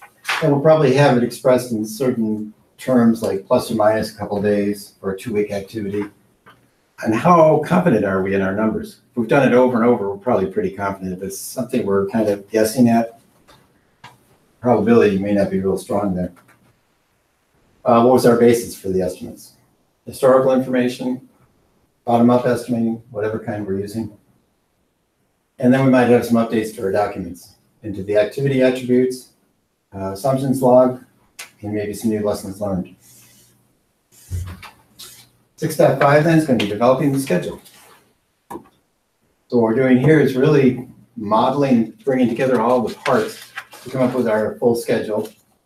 We got the sequences, the durations, resource requirements now, any constraints that we'd have, all those things we're going to build in here. And we're also going to include those milestones. A lot of iterations, again, with this, progressively elaborating as we get more and more information. I think the key thing here is that, we're working on schedule. We're also working on resources and quality and all these other things at the same time. So we thought, oh, we're going to have the 20 people. Oh, no, we're not going to have the 20 people. 5 of them are tied up on other projects. Okay, it's going to alter the schedule again. So we're going to be going through a lot of iterations until we get to our final. There's a chart out of PMP, which I know is very hard to read. And I wouldn't even try to read these bottom things. But we've got all this information we've been putting together in 6.1234. We've got some kind of schedule model we use, probably use a scheduling tool like Project or some other scheduling tool. What kind of methods are we using? So critical path is one of the common ones that's used quite a bit. So that'll all feed into putting together the schedule, and we'll probably present it in different ways. Maybe a simple activity list, bar chart, or Gantt chart. And although it's kind of small to see, that's kind of what we're doing over here. Example of the network diagram. Some benefits. We can make sure we got everything that's supposed to be in there from the WBS and the scope. Haven't forgotten anything. This is going to give us a good basis for doing our cost budgeting too. And if we've got the team really working on this, this will help us really understand when change requests come up. Will that fit? It's going to impact us a lot. Is it something we can do in like a float activity or something that we could build in some activities here where we got the 10 days float. And it does make it easier to understand. A bunch of inputs. Looks kind of similar to what we've had in the last 3 or 4 processes. Schedule management plan, baseline for scope, activity list, activity attributes that we updated, assumptions log, basis for our estimates, the duration estimates we just put together, and maybe some new lessons learned. Scope statement contained those original constraints and assumptions that we built out some. So a lot of those things are going to impact us. We're going to be done by June 1st. Well, that's a constraint. Or we've got to have X amount done by, we need to have 50% of the product produced by August 1st. Whatever kind of time constraints we have are going to feed into this. There may be other imposed dates, and they mentioned a few things here, like regulations, financial cycles, restrictions by weather, contract commitments we have.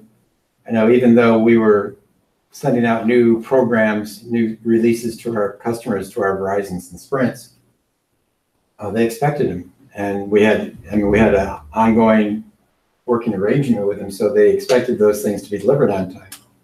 And there were some pretty good penalties if we didn't deliver on time. Probably build into special meetings, conventions, major events. I know for us, the Democratic National Convention in North Carolina, Charlotte, I think it was, when Barack Obama was first nominated. Well, Charlotte was one of our cities that we had the system for it. That was a very big deal. So everything we were doing prior to that was focused on getting everything done, tested, working, no problems, because the volume of communications that takes place, like for a Super Bowl or for a convention like that, explodes what you normally have. If we didn't bring in extra base stations and mobile base stations and stuff, the phone system would have crashed probably. So big Big events like that become pretty important. A bunch of documents.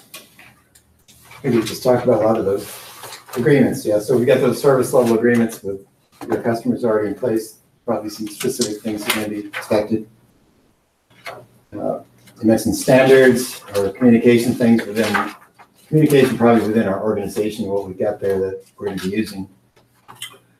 So how far in advance do you guys plan on for a convention like that or for the Super Bowl? I mean, are you planning on it? Year, You know, when year you're and a at half. it, to get equipment down there to have stuff yeah. built or ordered if you need it? Yeah. They had a lot of mobile stations and stuff they would pull in for something like that. I'm sure that probably the Verizons and the Sprints also had their extra stations and stuff they could set up, because you know, if your phone volume went from whatever 10,000 an hour to 1 million an hour, I mean, not even that great, but you know, big change. That could impact a lot of people. I saw them when Wrigley Field was getting the World Series. I mean, it was. Oh, yeah. Every night they were pulling tons of fiber optic. Mm-hmm. Yeah, I'm sure that would probably be a biggie. What do you mean phone volume? Phone volume, you said. Because number of users? Number of that- users, number That of area that they. Calls, okay. data. number of And that calls, would number of just- data transmissions and everything else. Well, now it used to be it was just phones, but now it's the data transmissions and everything going through the Oh, networks. wow, I never thought about, okay. I don't even think, No. yeah, the calls aren't even there anymore. Yeah, texting. Pictures and text. Yeah, pictures and videos being sent. Well, videos are a little bit bigger than a phone call. Yeah, a lot of data, a lot of information. So then they have to, those companies have to think of ways to just have extra, you know. Yeah, to double, triple, whatever, Quadruple. Quadruple. everything they're gonna need. Rent equipment, buy equipment, build Yeah. equipment, Borrow, yeah. Wow. Borrow, run bake, extra, steal. you know, lines, extra satellites, Right. position. Yeah. Developing the schedule, we may have certain methodologies that we currently use. Here they kind of distinguish between different kinds of calendars. So probably have a project calendar, and then we got resource calendars, talking about equipment that we've got that we're going to be using on people's holidays and vacations and stuff. Since we were international, we decided just, and our tool Primavera had like, I don't know, 50, 60 different country calendars in it. It would got to be real confusing if we tried to do that. So we just used the US calendar with its 9 holidays, but knew very well when the Chinese New Year's was going to take place, and the holidays in Europe and the holidays in Israel. Canada. Yeah.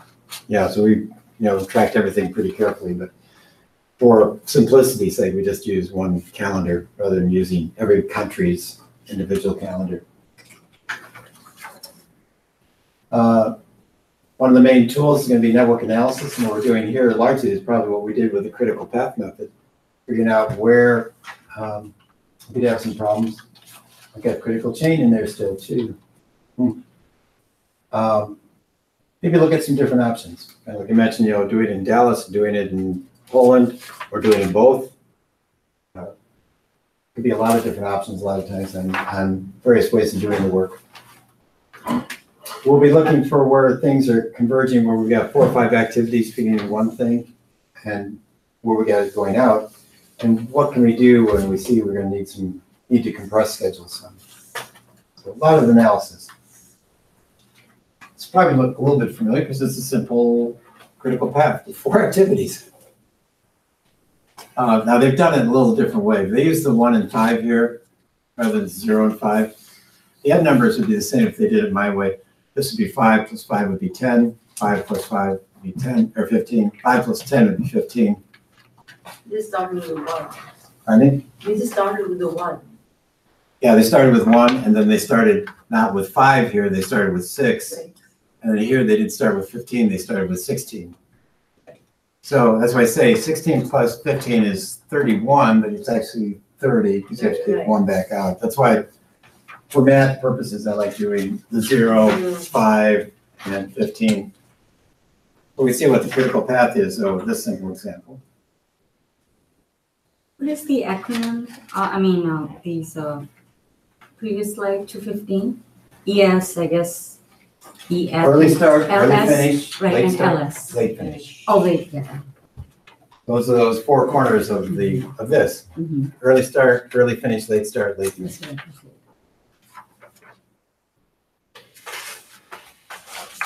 So with critical path, we're figuring out what the longest route is through our network diagrams, doing that forward and backward pass.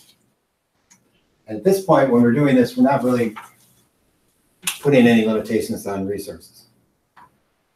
Whatever we had originally kind of assigned, so if we put 2 people on that 10-day activity, we're going to plan it for a duration of 5 days. We may tweak that later as we're adding or taking away resources as we're moving along. What we're looking at is really trying to set up a good schedule, and critical path activities says normally have 0 float. When we start putting this together, hopefully we got 0 float on that, unless we got one of those dictated finish dates where we put our schedule together. It looks like we're going to finish June 30th, and we've been told, no, you got to finish June 15th. Oh, okay, we're starting out with a negative 2 weeks on our schedule. That's not a good thing, but we probably then have to look at what can we do to bring it in. More people, what other ways could we compress the schedule? Here's a couple of ways of resource optimization, leveling and smoothing. With smoothing, what we're trying to do, we'll see this more when we look at the people side of it and resources. We're just trying to balance off the activities a little bit more, but not change the schedule. That idea, I don't want to work people 60 hours one week and 20 the next. Let's work them 40 both weeks and balance it out.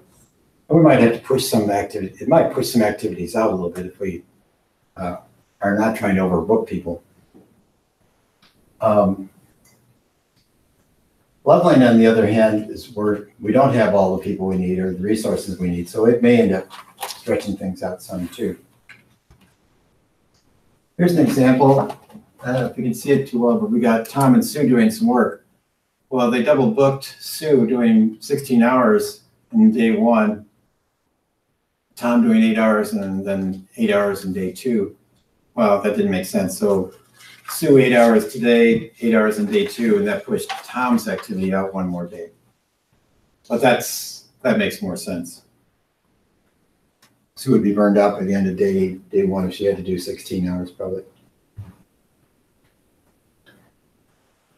Some other tools and techniques for modeling. What if analysis, we're looking at different ways of doing the schedule. And whenever you see the term simulation used in PMBOK or in PMI, they're probably talking about Monte Carlo. Monte Carlo is a way of throwing hundreds, thousands, millions of combinations of everything in the schedule and seeing what comes out of it. And we're going to see Monte Carlo used both for schedules, for costing, and looking at risks too. So, if I got activity A and I think it's going to take 5, 6, 7, 8 days, B, 8, 10, 11, 12, whatever, what Monte Carlo does, it's in the computer program. I think at risk is one of those that does this kind of thing. You're crunching together lots and lots and lots of multiple possibilities. It's not used to figure out an activity, it's used to figure out the whole project. And what will come out of this when you crunch Monte Carlo analysis is going to give you a lot of good information. And it may actually change critical paths depending on how it's put together. It's considered to be more accurate than using a critical path method.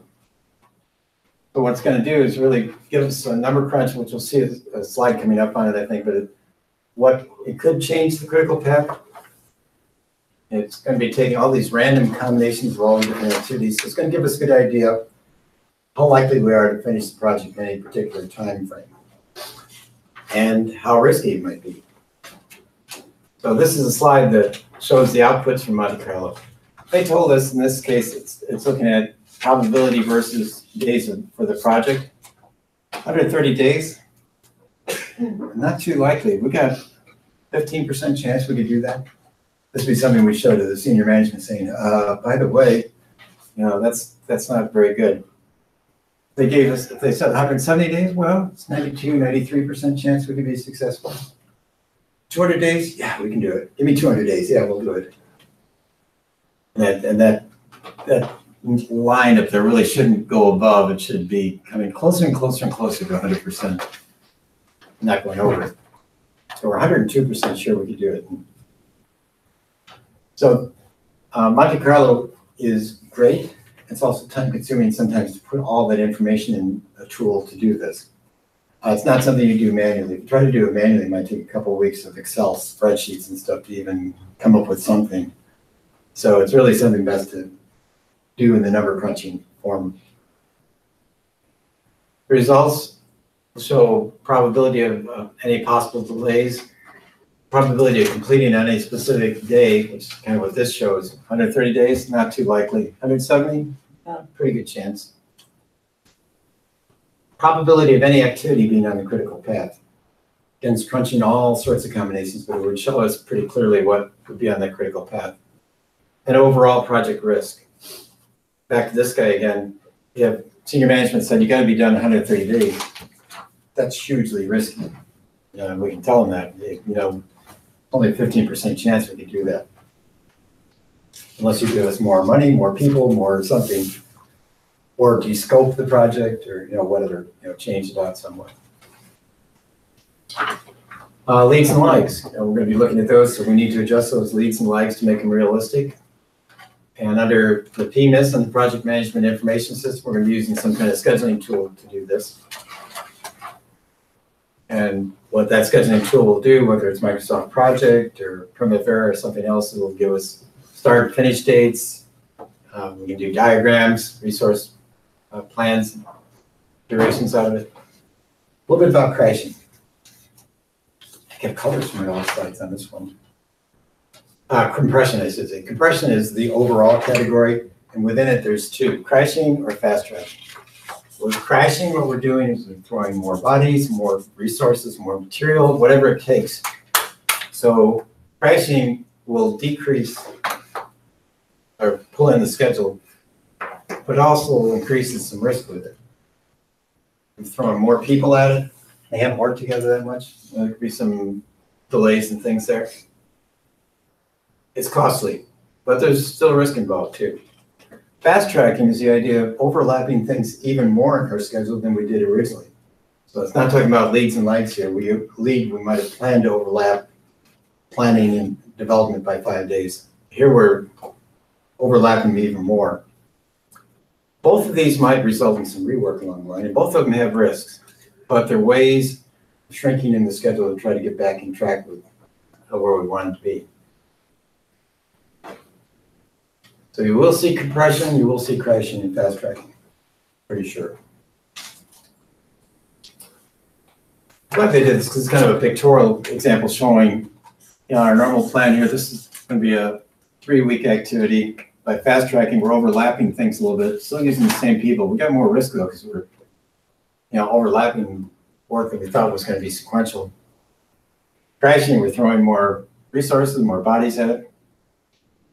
And shrinking it down from 15 down to 10. Doesn't say it here, but both of them have more risk. There's more possibilities for rework and problems after we either overlap things more or throw in more resources or people at it. This is a little example from the Agile world. So it's a little bit different kind of view than what we had in the other ones. Way on the high level, we got the release. They got a release plan with various iterations in it. In this case, they built out this one. It's got 2 user stories for this feature, one for that, one for that, one for that. And then underneath this, they built it out to show roughly the hours it was going to take for each of those activities. This would be constantly going through iterations and updates for whether, well, in this case, I'm guessing that their product owner said that these feature A, B, C, and D were the highest priorities. Let's get those down.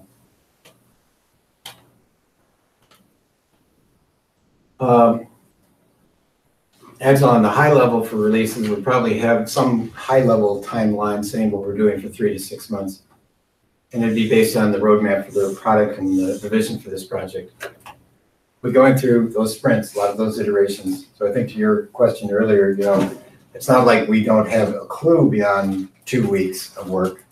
We're just complete 2 2 weeks of work and then doing more, but we've got the priority list of all these things that we'd have on our roadmap that we want to do. Product owner, and well, the difference with this maybe than more predictive model where we as project managers are directing things a little bit more.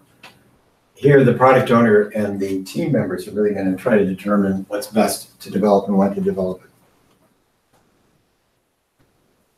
Output of this, schedule baseline, our second baseline.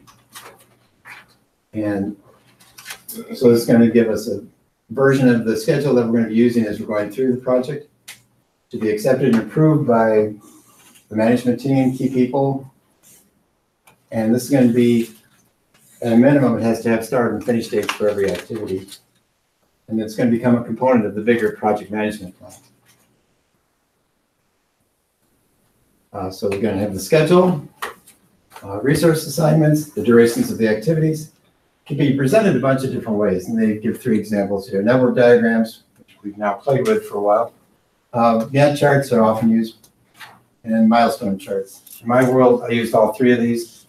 Not network diagrams, but Gantt charts, probably with the team, the detailed stuff, working with the team, getting their status on what they've completed. We used milestone charts a lot in our program level reviews.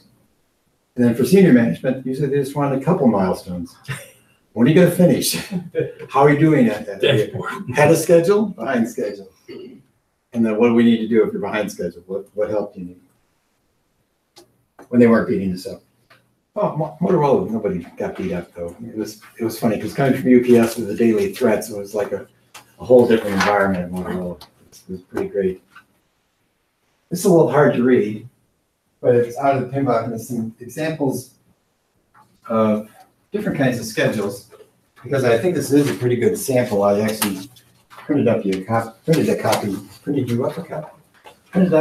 for you of this. And it's somewhat similar to what we used.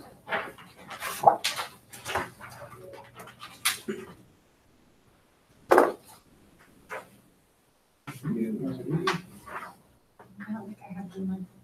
Hmm? I don't have the microphone. That's another reason I couldn't use that. Yeah, thank you. In the later books, it was in there, but that's another one I said, oh, this should be in there.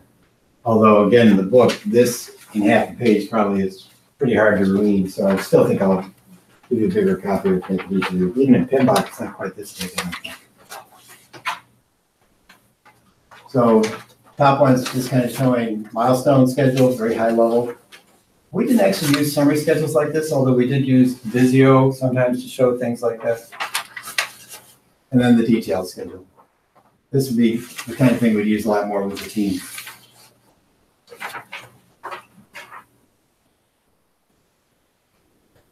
So the output of this would be, the main schedule, the baseline, but also the data and what kind of resource requirements by each activity in the time period. Probably look through some of those alternatives and what would work better or not so good with putting the schedule together. Where are we going to have schedule reserves? So it's contingency reserves. So if I had those activities in April where I knew it might rain, that's probably where I'd build in those contingencies. There's kind of 2 ways of doing projects, building in the risks and contingencies right where they occur. There is a method where we just add those all up and put them at the end of the project. My preference would be doing it throughout the schedule, but there are some advantages to doing it both ways. I don't think you're going to get much question-wise on that in the exam, though. We may have some change requests, updating calendars, updating our plans, updating our documents, and then we're into control schedule. I have no idea what time it is. 8:47. We need a break. Stretch break. Yeah. Coffee break. Tea break. Okay, how about a break? I'm overdue for a dentist appointment. Now I'm getting daily and hourly reminders, something. Oh, we got an opening at 5 o'clock. Thanks. I'm not coming for that. They're not, it's a couple of reasons, because my daughter-in-law is actually one of the dentists there. And she only works Thursdays and every other Wednesday. So we've got 3 small granddaughters. Do you spoil them? Yeah, pretty much. And then we have to unspoil them. Well, grandma and grandpa, they'll get away with that, well, then we'll have to straighten you out again after this. Yeah. I think I got it. Okay. Can you check this one? This one. Second one? Okay. The first, no, this, there's this one. Oh, the first one? Oh, for the homework, oh, Yeah, yeah. you're going ahead, you're jumping ahead here. I feel like I need to conquer this. Mhm. So this one. So A and B are starting at 4 and 5. Yeah. C is dependent on A, that takes 10. D is dependent on A and B, duration of A. E is dependent on D. D. Oh, I'm sorry, now I'm looking at D. F is dependent on C and D. G is dependent on F. No, G, yeah. G is dependent on F. And And H is dependent on G. the P and H and the process. Mhm. And the whole schedule. Yeah. That's good, right? Okay, so now, okay, on the back pass, see if this is correct. So between, because this is the drive, this is the drive. You look at your forward pass first, is that okay?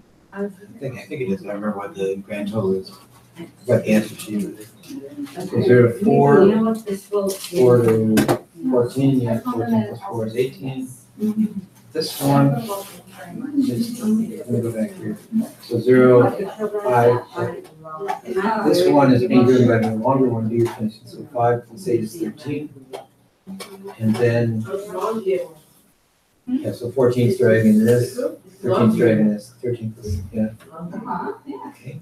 Because on the back pass, the lower number is the driver for this one, so which means this one is carried over here, Now, right? bottom numbers, I'll put it in check, because we're doing the backward pass, we're using the late starts and late finishes.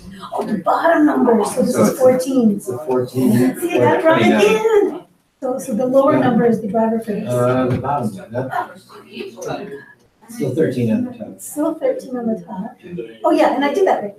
So, Yeah. okay, so the bottom number is there, Yeah. and the float is 1, right? 14 minus 8 is 6, and 6 minus 5, or 14 minus 3 is 1. 1, right? And then, the lower number is the driver for, no, hold on. Oh, this is just, so the backfield pass on this is just, 6 minus 5 is 1, yeah, so 1 day.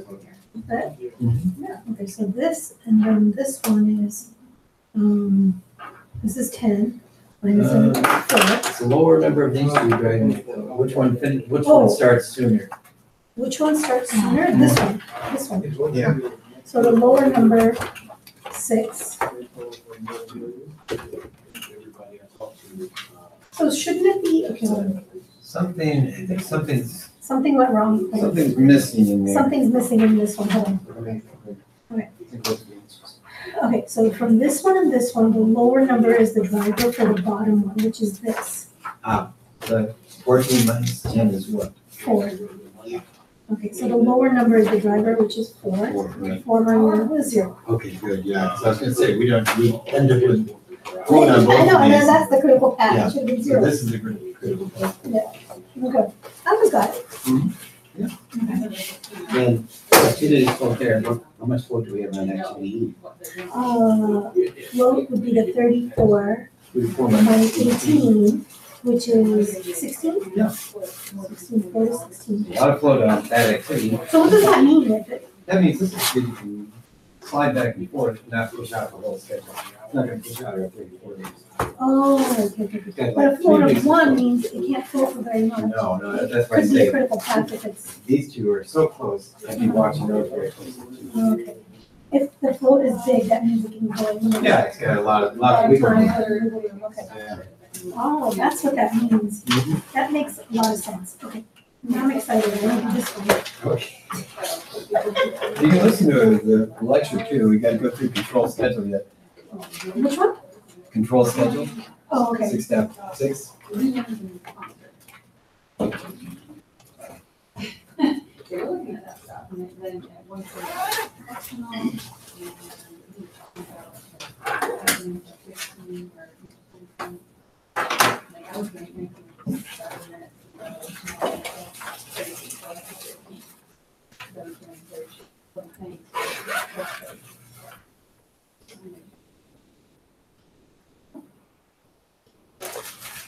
If you're trying to find all kinds of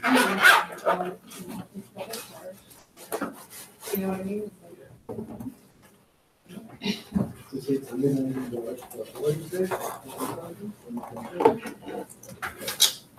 This particular one.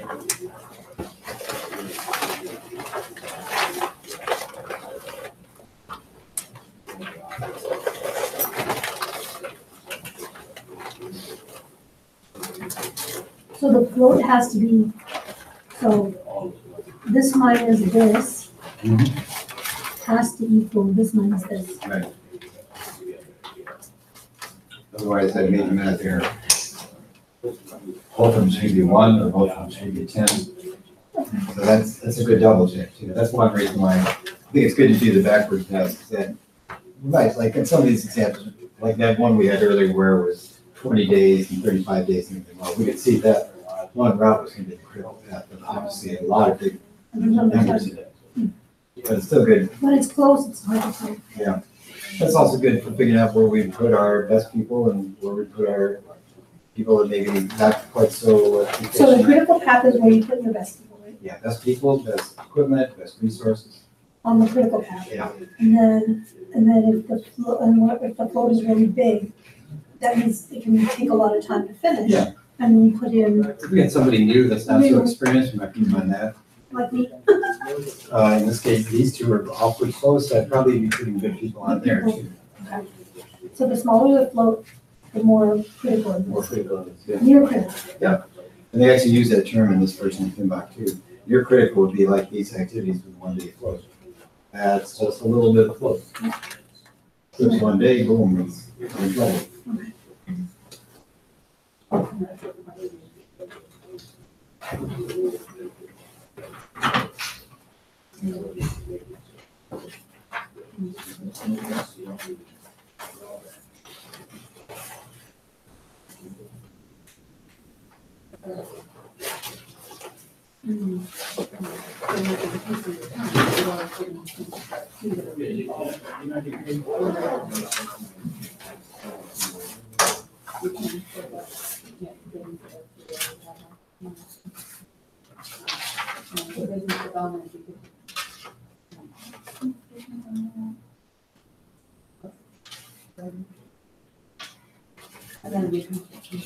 All right.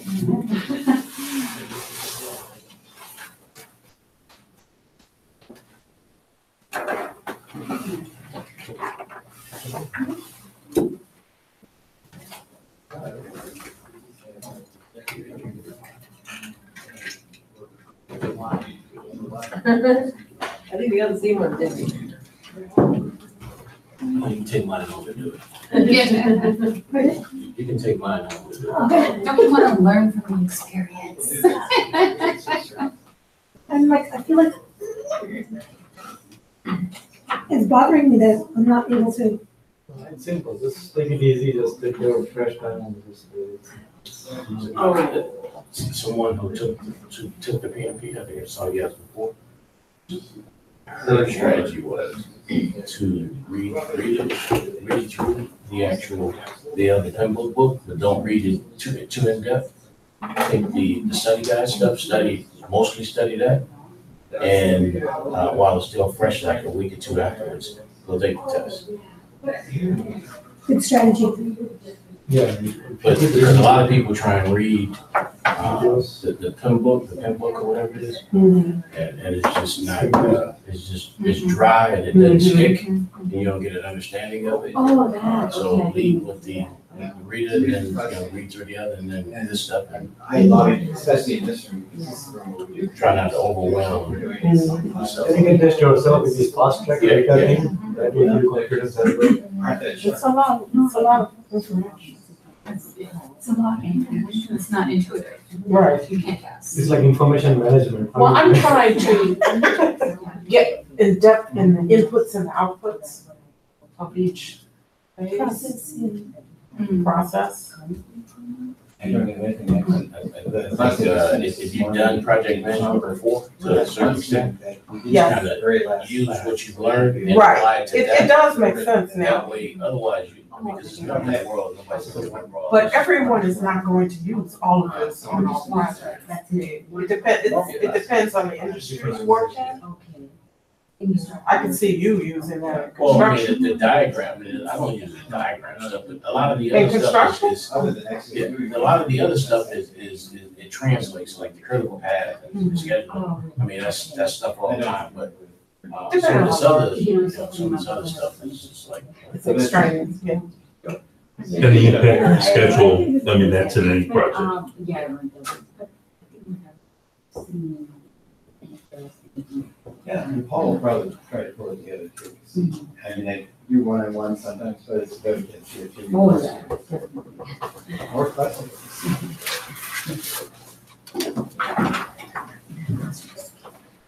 Told him that because of the,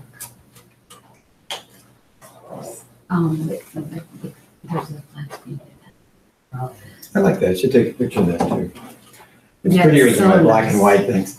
Actually, I saved myself some money this time. I printed up those summary sheets here. And it's just a black and white printer. When I print them at home, I do it in color and I have the critical path arrows in red so it stands out a little bit more. I got cheap this time though. And I had trouble getting my cartridges too. There's an Office Max right over here. I ordered two things from them, a black cartridge and a magenta cartridge, double cartridge, I guess. So I was out of that. I'm going through black caster. Got over there, they had one cartridge. You know that cheat sheet Yeah. you said that a student shared with you from the AMI? Super. Can you share that? Yeah. That's what I'm. I'd like to see that. Yeah. It's, And there's no other, well, I'm giving lots of cheat sheets, I will throughout the class, but I like that one. Even though now it's a little bit outdated. And what I need to do is actually either talk to my old students and, hey, can you give me the AMA updated That's spreadsheet? fine, we'll take. It's really nice, it was a simple little PDF, pretty good. Here, nope. Note to self. Yeah. Thank you for reminding, I wanted to actually ask about that too. When you study, you will be on a roll, you know. So that's what it is, usually I'm on a roll. Right. Stay on that one. And if you Google PMP prep cheat sheets and stuff like that, you probably find 30, 40, 50 of them out there. And some of them are okay, and some of them will say, pay, and I'll give you this special spreadsheet. Yeah, I went out and I printed all this Go to from the PMI. PMI stuff, yeah, the website. I have time to read it, but I printed up some things later, like my class I just finished today, I printed up the exam content summary, which is an older thing. And it doesn't really give a lot of specifics about what the new parts of Agile and everything will be included. But it does do a good job showing like where we use different skill sets in the 5 process groups. And so I made some copies. Yeah, what do you do in initiating? Yeah. Where do you use brainstorming, things like that. Yeah. Although I think Pinbach has really built it out a lot more this time. Pinbach in the back has that whole bunch of pages of charts. Oh, we use this one here. We use, Yeah. that's why, if I didn't give it to you, I'm going to give you a 2-page summary of just the tools and techniques. I was just gonna say, sometimes that gets confusing. Yeah, it does. And even in my slides, a lot of times I just say data analysis. I agree. Okay, which data analysis? And I'll list off the different ones. Yeah. And I've actually put together an expanded vocabulary list too, and definitions. Just as I was I learning, think that's key. yeah, it is. Because as I was learning the new material and comparing to what was in the glossary and the lexicon, I was like, Oh, they didn't mention basis of estimates. What's the definition for it? So actually, when you become a PMI member, and hopefully, oh, by the way, if you haven't set up an appointment with Paul, try to set up an appointment with Paul as soon as you can. Email. To get texting and calling usually works a little better. But he'll get your PMI membership in, paid for, and then he'll get your application done and in. Getting the application done, if you can do it on your own, take you 2-3 hours to do it. Working with him, he's done it so many times and he knows the process so well that he can probably finish it in 45 minutes with you. You can either do it face to face or log in remotely and work through it with him. He will ask you to go ahead and set up an account for yourself first, which is basically name, ID, password. On the PMI. PMI website, yeah. Set up an account for yourself. That'll save 5 to 10 minutes. I would recommend meeting with him as soon as you can, because he's hard sometimes to set up a meeting with, or answer texts and emails. Yeah, I did find out that I don't have to turn in any Or time not, is it? sheets or whatever. Oh, for your Attendance. caseworker? Yeah. Oh, okay. Yeah. And I think I mentioned it earlier, but on once you applied for the exam, most people are approved pretty quickly. About 10% are audited. And the audit's not a huge deal normally, but you're going to need some kind of a letter from Paul saying you've taken at least 35 hours of class time, which you'll sign off for, and something from a previous manager saying, yep, you did that kind of work. I know I've got one student that's waiting on her manager to send the stuff back, so that can delay sometimes a week, a few Yeah, it days. took me 3 months, my manager. 3 months. Yeah, Oh, was yours in India or something? yes, he was traveling to India Uh, and he was just not responsive at all. And then when he came back here, he had some family issues. So finally I sent him my FedEx number saying, okay, this is the document, just put a signature here. But I spent like $40 trying to get Wow. everything done. I'm sorry to hear that, because I think most people, it's usually a few days to a week And to, he was a good manager. I mean, I had no Yeah. problem with him. He was really good. But, people Yeah. have their bad timing, so. anyway, once you're a PMI member, you can pull up PMBOK online. Or actually save a copy to yourself, like I got it on my stick too, so it's PDF copy, it's password protected, so only you can use it, and it's your copy. But once you've got it, you can do word searches or term searches. And that's when I discovered that the thing that I've been starting to pull out of here, critical chain method, it's no longer in PMBOK. Like, oh, okay, I'm not using it anymore. Rita might still mention it, so it's something that could still pop up in an exam, maybe as a wrong answer. Ah, that's a good thing to know. Yeah, maybe not.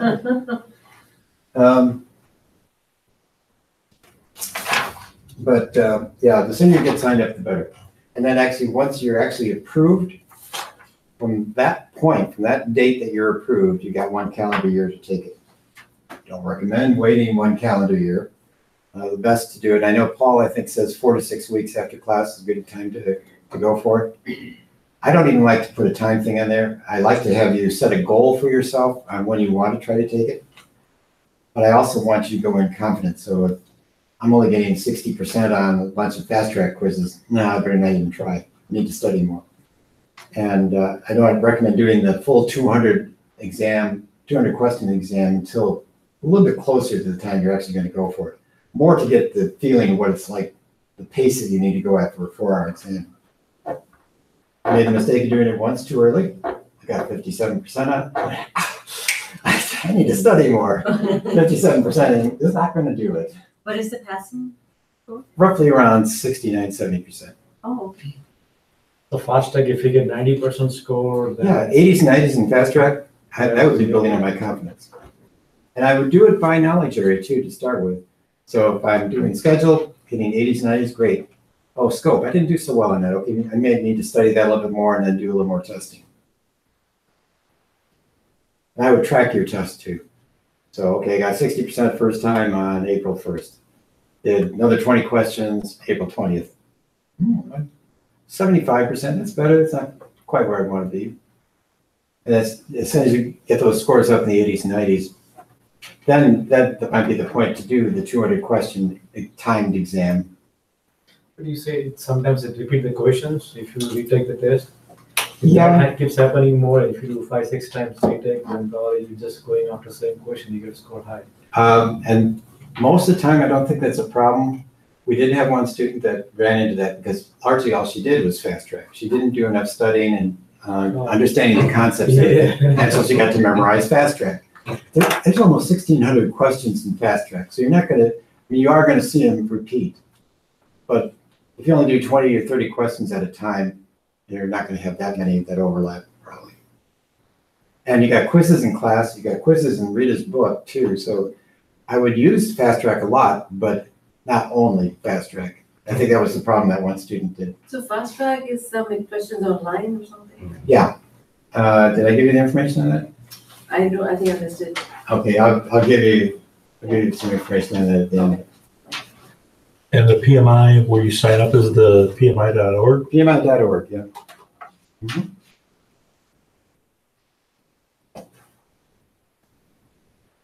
Project sales, oh, yeah, PMI. Yeah, I was looking for, I didn't, it's not your project managers and sales, and it was sales, but. Well, they That was the get into topic. how to reprint articles. And once you sign up, you have 90 days. And if you've signed up, then they're always there. Yeah. Yeah, PMI has a help desk and stuff that's pretty good too, I think. I don't use it that much, but like when the new edition of PMBOK came out, I asked a bunch of questions. They got back fairly quickly to give me answers on those. And there were lots of special trainings and things online too to get the overview part of it. Control schedules. Process of monitoring the status of our schedules and the activities as we're moving along and updating our progress and managing changes, approved changes to the schedule to make sure we can achieve our plan. So this is going to be a component. Recall this back in integration project management. We had PICC, which is Perform Integrated Change Control. That's central repository for all the changes coming in from cost and schedule and quality and every place. So we'll be using that central process for doing that. And what we're going to be doing really, we're controlling. So we're looking at plans and actuals. We plan to be 6 weeks into this. We're 6 weeks and 2 days into it. Okay, we're a little bit ahead. So we're going to be looking at that. Or if we're behind, maybe some analysis there. Why are we falling behind? Bad estimates? Other factors? What was the cause for these problems? And we're going to have schedule reserves set aside for those contingency risks. How are we doing with it? We've spent some now. Does it look like we got enough to get done? Or do we need to ask for a little bit more or add a little bit more? And if we see things that have changed in the schedule, let's kind of get that earlier idea too. What's the root cause for that? What happened? Were people not as productive as we thought they'd be? Power outage in the main factory for a day or in the office building for a day and everyone went home? Okay, that would explain something. And when we get approved changes that are going to change our schedule baseline, we want to make sure that those get acted on and handled properly.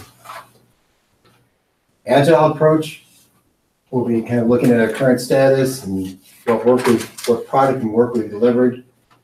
Agile has what they call retrospectives and daily stand-up meetings. So there's a lot of times there where you can understand what we've learned, what went well, what didn't go well, and maybe correct things are getting out of track. That work plan or that backlog is going to be that list of the next things we're going to be doing. So they're constantly rechurning that, reprioritizing it.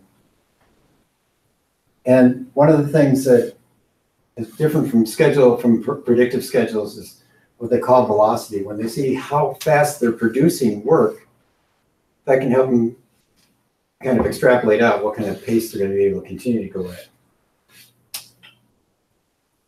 And there too, that if something got goofed up or changed in the schedule, they can see that pretty easily. It's a little bit easier to make changes on the fly, I think, with that kind of approach. Lots of things for ITTOs. So lots of things feeding into it. We're in the control process group now. So we have a lot of things going on. We got the big plan put together at this point. We got the schedule management plan, the schedule baseline, scope baseline.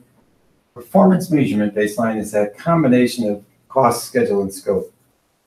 They used to just mention it, but now actually in the list of plans, they actually have 4 baselines now. So it's cost, schedule, scope, and performance measurement baseline, which is bringing together all 3 of those. I think in practice, we're going to be using schedule and cost baseline mostly and doing our calculations off of those. Scope baseline, plan to do 20 things, check, check, check, check. Okay, they're done. Or 200 things, check, check, check, check, check, check, check. They're done. Project documents, lessons learned register, calendars, schedule, resource calendars, schedule data. We got work performance information. We're producing, we're moving along now. So we've got some actual results and things that we can be using. Tools and techniques, we'll be doing different kinds of analysis on this. We'll be using earned value analysis. In case of an agile type project, a burn down chart. Have reviews of our performance. Look at trends. Are we going off track on a budget or off track on schedule? Variances, looking at, we plan to have this much work done. How much have we actually got done? We might do some more what if analysis or scenario analysis even at this point to see, look some ways that we could change things around. Critical path, well, we'll probably be using that. PMIS is those tools, like the scheduling tools we could be using. Resource optimization, ensure we got best use out of our people and our equipment. Keeping track of those leads and lags and seeing if they still make sense. And if we do fall behind, we'll do one of those compression techniques maybe to pull it in. It's an example of a burn down chart from Agile. It's trying a bunch of different things. So this was their ideal plan, this line with the circle, black circles on it. Here's some actual work that they've done. So they're kind of perking along actually a little better than they thought. And they built the forecast line off of that. So showing that they could actually, I take that back, this is the other way. They're planning to be done in 10 days, but it's actually looking more like 12 days. That would be the burn-up chart. It's a burn down chart. Burn down, right. Burning down. Burn up chart. Yeah, right. And there's, They're burning down the resources Mhm. and they're doing the work. So it should be 0. Ideally, they were planning on being done in 10 days. It looks like it's going to be a little bit longer at the rate they're going. So outputs of this, work performance information, some analysis on what we're doing, how we're doing with this, schedule forecasts, maybe some new change requests, and updates to our plans, our baselines perhaps, or cost baseline if we've got some schedule changes. Updates to our documents, lots of updates. Schedule management.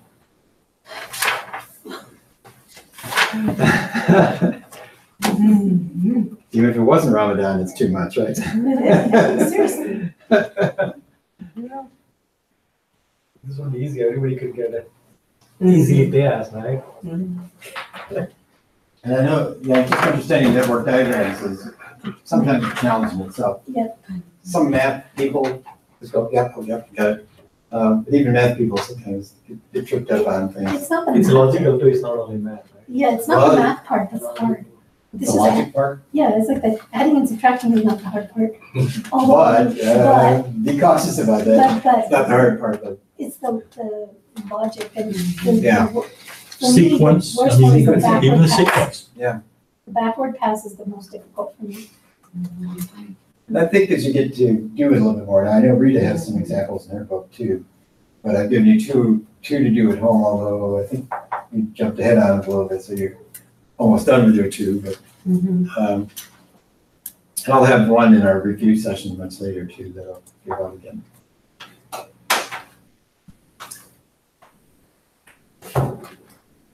It's 9:17.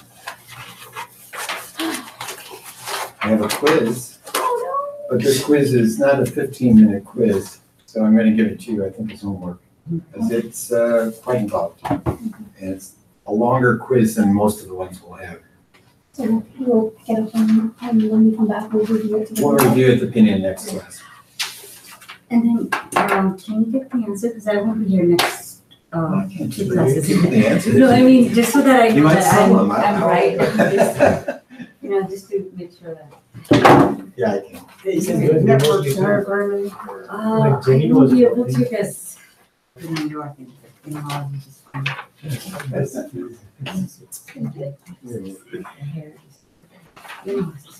Oh my God, it's 37 questions. It's a little longer than some of them. Thank you. I have to admit, I haven't embedded a lot of agile things in super some more in fast track. Let's get done with it and get out of here.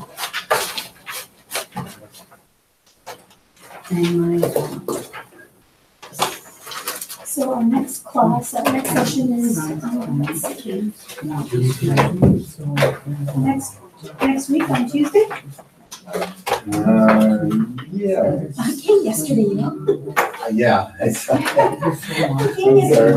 No, that's okay. I was thinking, what have class today? So, I don't know, this is like came here, and I'm like, okay, what's going on? Nobody's here. Oh, and the clean lady was there, and I'm like, oh, okay. And I just sat there a couple of hours. So we do have a class next Tuesday then? Yes, we do. Okay. Tuesday and Wednesday? Next week, two classes. So this is Tuesday. Yes. Let's go ahead on Tuesday. You can do it if you want. Let's get out. Yeah, we got 2 days next week. So next week is 12 and 13. 12 and 13. I'm gonna do the project. 5 and 6. And then the following week, one class. My cousins, they do. 2B2. This is a Monday, which is kind of weird to wait. I mean, It's bigger than your graduation. Maybe a project to do the PMP.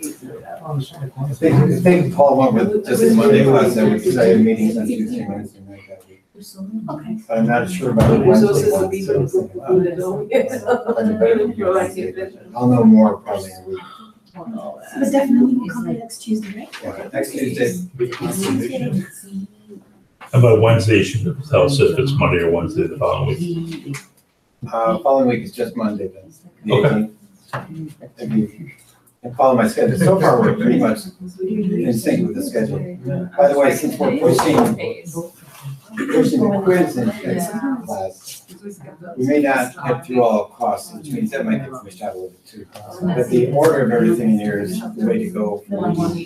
So next class, read about costs. And as we get through the cost chapters, we'll be pretty much sync with where we are.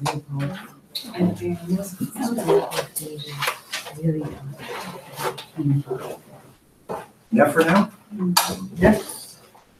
It's enough for me. I do have a magnet game we're gonna play at some point, but I don't think we do it today.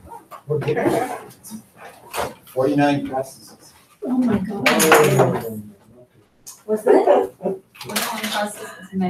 49 processes in a magnet game. Oh, like, maybe next, nice, where did you buy that, did you make it? Can I You see- may- You guys made it? Oh, and I'm gonna give you actually cardstock versions of this you can cut up and play with too. and then how did you get that? Can I see? Oh, I got these metal boxes from Trader Joe's that had rings in them. Oh, nice. Can I see it? You got Use these it on little, a freeze, huh? Put it on a freeze or something. yeah, you can do that in a freezer, Wow. refrigerator. Oh, these are the main, It's just the box. That's the box, yeah. oh, and then these are, The magnets from. wow. The 40, it's the 5 process groups, the $10 This is areas. nice. and Oh, the very nice. processes. Yeah. Oh my gosh. Yeah, they sell, if you go to Staples or anywhere, they sell those little magnet strips. Yeah. Sorry, I don't. Oh, don't lose Was it. this in order? Was this in order? Because they're It's missing. random orders, so that Oh, okay, of when you course. play with them, you can put them in order. That's very nice, yeah. This is. Probably need to fly them. They just, it's funny, they just actually fit in here pretty good. Perfect. That is just. Yeah, if you put a little piece of plexiglass or something in there, it would press down on them Wow. and keep them flat. Because that magnet material tends to roll. Yeah, these are on the, I mean, this got paper on it and then tape all wrapped around it, so it's just, Show those, just the size so that if I get it, because I'm really big on. I'm gonna give you Oh. a cardstock version of this. Oh, you know, I mean, like what the size of this, the card. You can get this card, right? And, Yeah, look, like 1 inch Okay. magnet strip. yeah, Yeah, the magnet strips are that size, and they're actually a little bit longer, because we have to okay, trim them and then you down. have to cut it, okay. And then we can just. And they sell it, you can go to McMaster Car and buy 200 feet of it in a continuous, spool. I got 7 friends that work with MasterCard too, but this is what I'm eventually gonna give you, something like this, Oh, which is okay, the same cool. thing, but just on cardstock. That's good. Yeah. And then you Yeah, can and just. if you printed it on Avery labels, it'll peel it right off Put on a magnet. And right onto the That's a good idea. instead of having to tape it. I don't suggest doing what that is. You can, if you cut this up, you can just use them this way.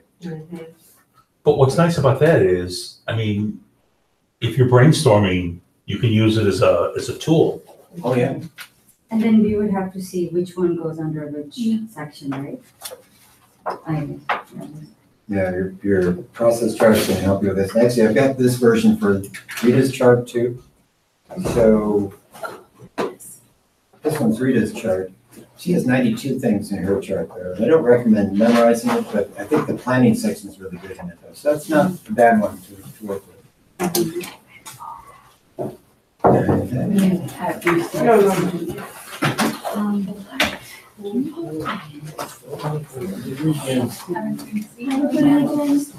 Enjoy your reading, everybody. See you next week. Yeah. Get more holidays, so, yeah. So next meeting Tuesday? Tuesday.